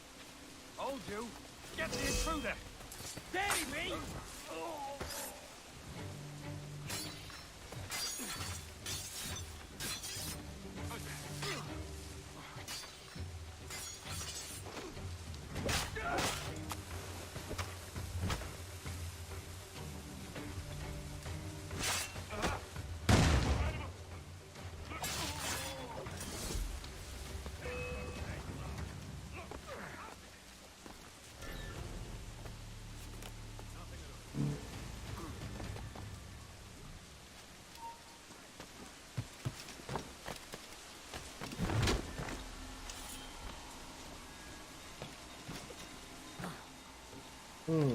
This was really sloppy, but we got it done.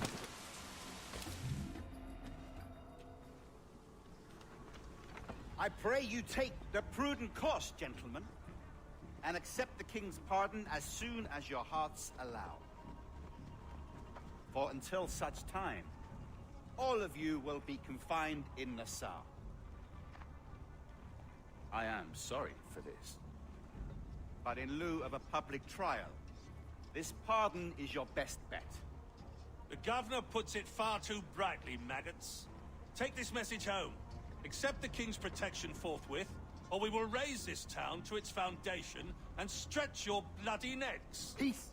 Commodore Chamberlain, we are messengers, not executioners. Not yet. Oh, thank you, sir. God save you.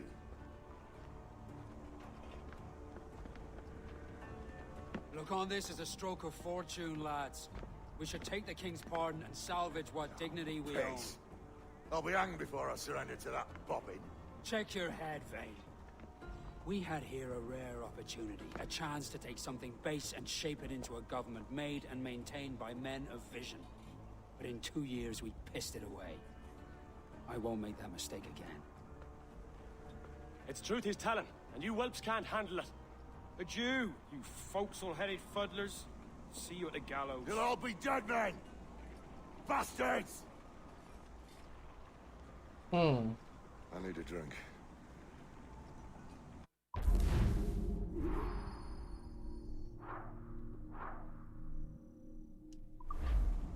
Interesting.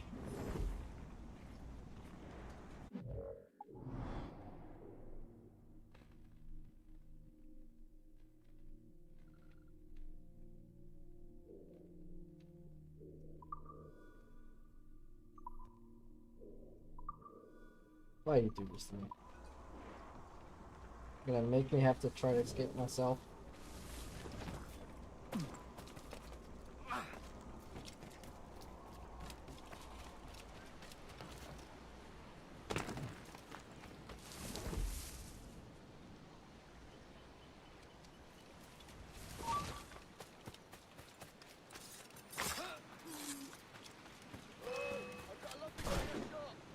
Yeah.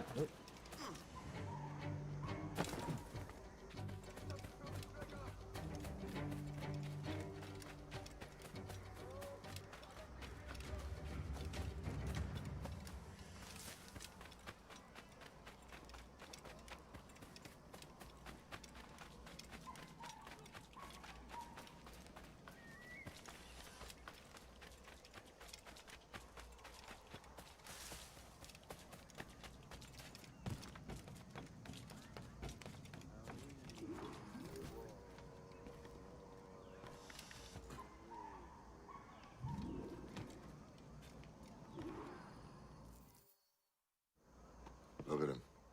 Turncoat. Makes me bloody ill to think on how many times I've put up with Hornigold and his self-righteous shite. Verily, you are a man of principle, Captain Hornigold. A man I believe I can trust with my best ideas. Faith, and we'll survive this, Charles, with our pride intact. That's confidence. You brewed a plan I might get a taste of? Nassau is over, that's plain to see. I say we skip out tonight and regroup at my compound. Fair enough. What's your angle? The Brits have brought their supplies ashore, see? If we nick some gunpowder and pine pitch, we can build a fire ship and send it straight at the blockade, blasting it to smithereens. Aye.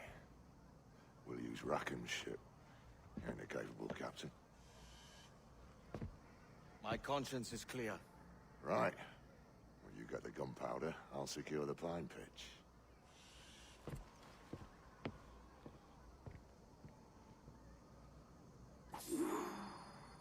Hmm.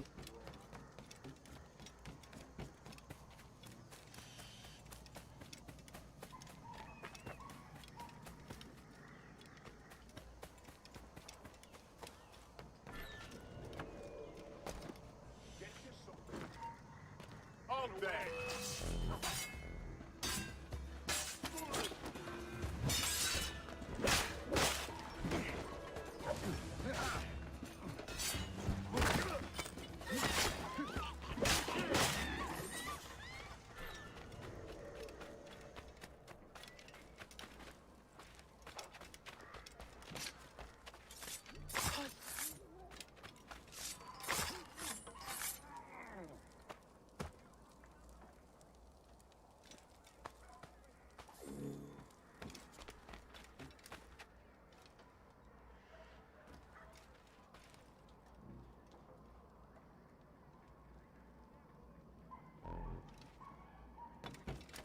Okay.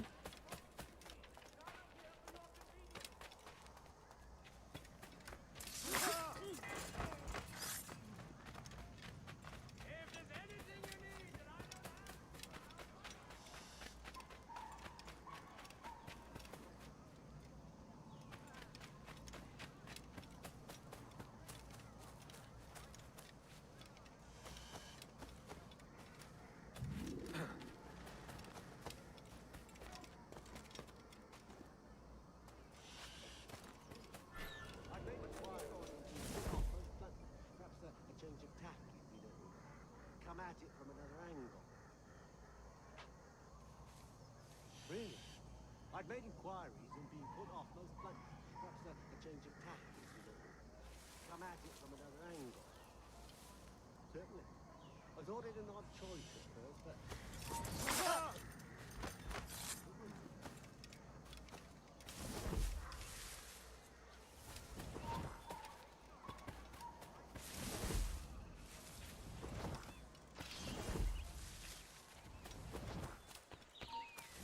Come back, you weakling!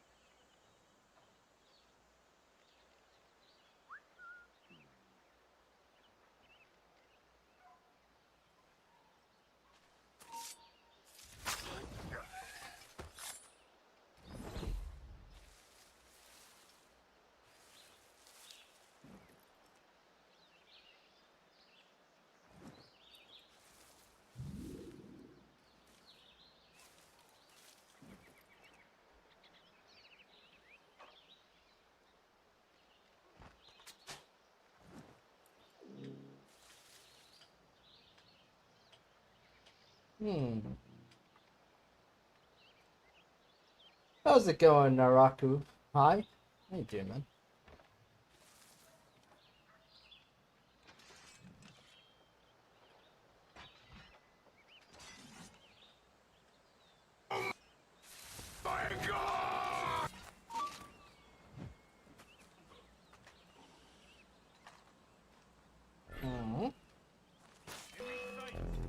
Oh, come on, really? That's annoying.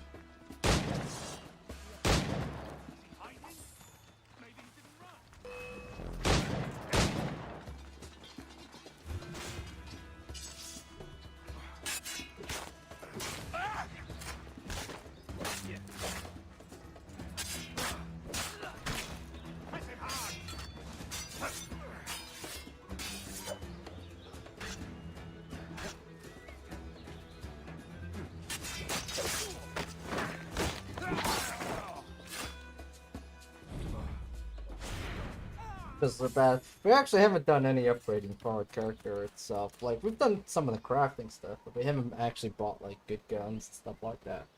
And do we rule the seas? I mean, sort of. We're working on upgrading our ship to max to take out the legendary ships. We're getting there. Slowly but surely. That was a mistake.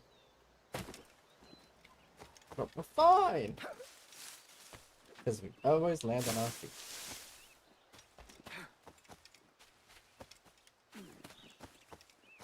I have plenty of rum on my ship. Too much rum that I don't even know what to do with it at this point. Might have to just sell some of it to some of these merchants here.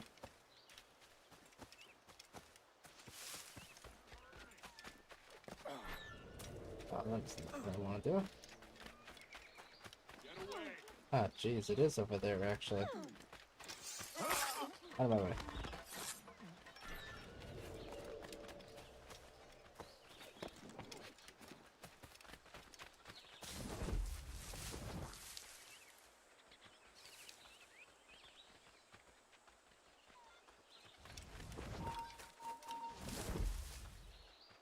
I really don't want to fight them all.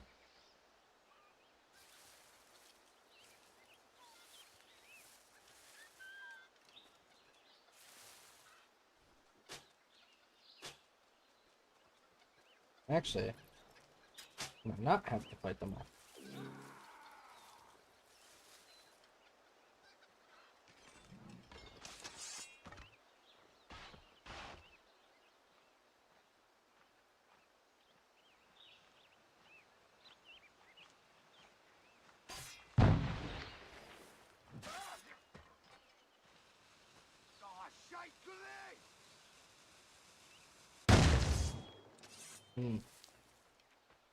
They didn't last very long, fortunately. Let's try round 2. Have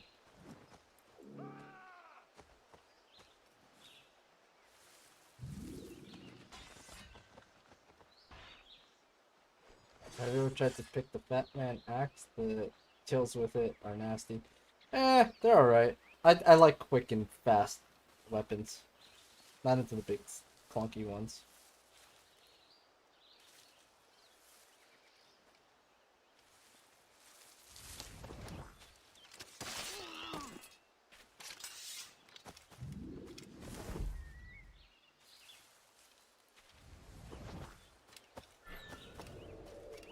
Alarm! Rouse yourselves, you dullards! Oh, the gun's not loaded. That's unfortunate.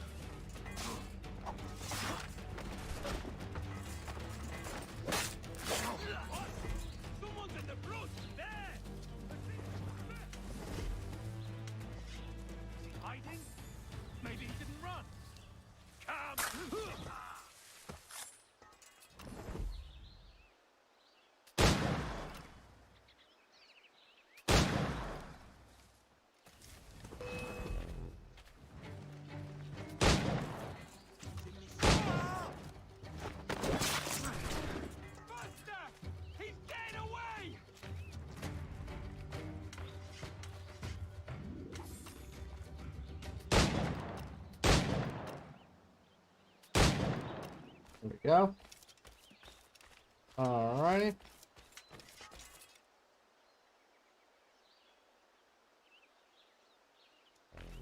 Now, one more.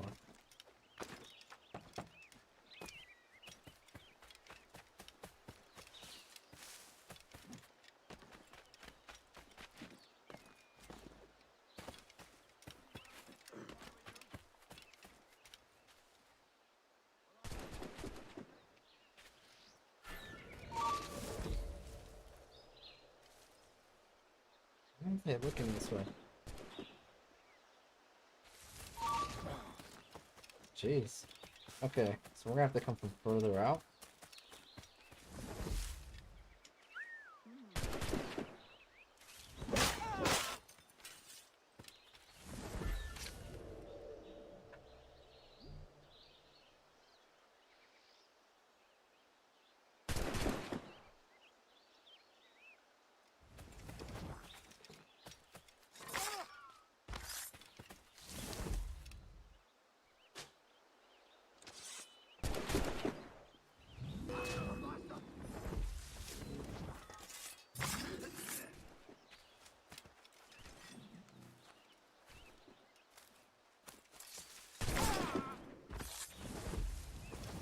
There we go.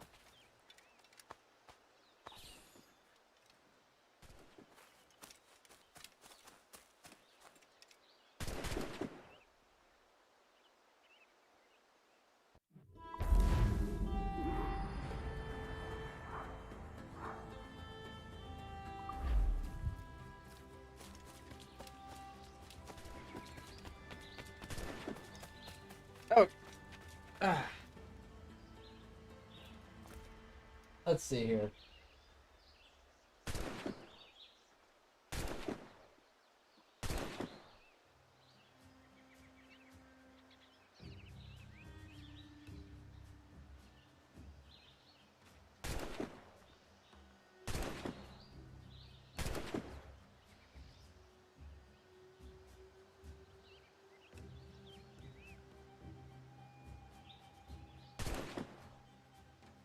Alrighty, guys.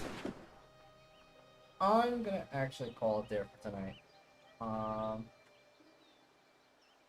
That's enough Assassin's Creed today.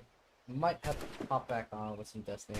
I don't think anyone's really gonna be playing tonight out of the crew, so maybe not. Maybe just go watch a show or something. But in the meantime, I'm gonna send you guys over to a buddy of ours, Patriotic Foe. He usually does like a chatting thing. I don't know if he's actually gonna be playing some games. He usually does, but he does do a lot of chatting on his stream. So you guys have fun there. Good night, Papa. I will catch you all tomorrow for some more stuff. Bye bye.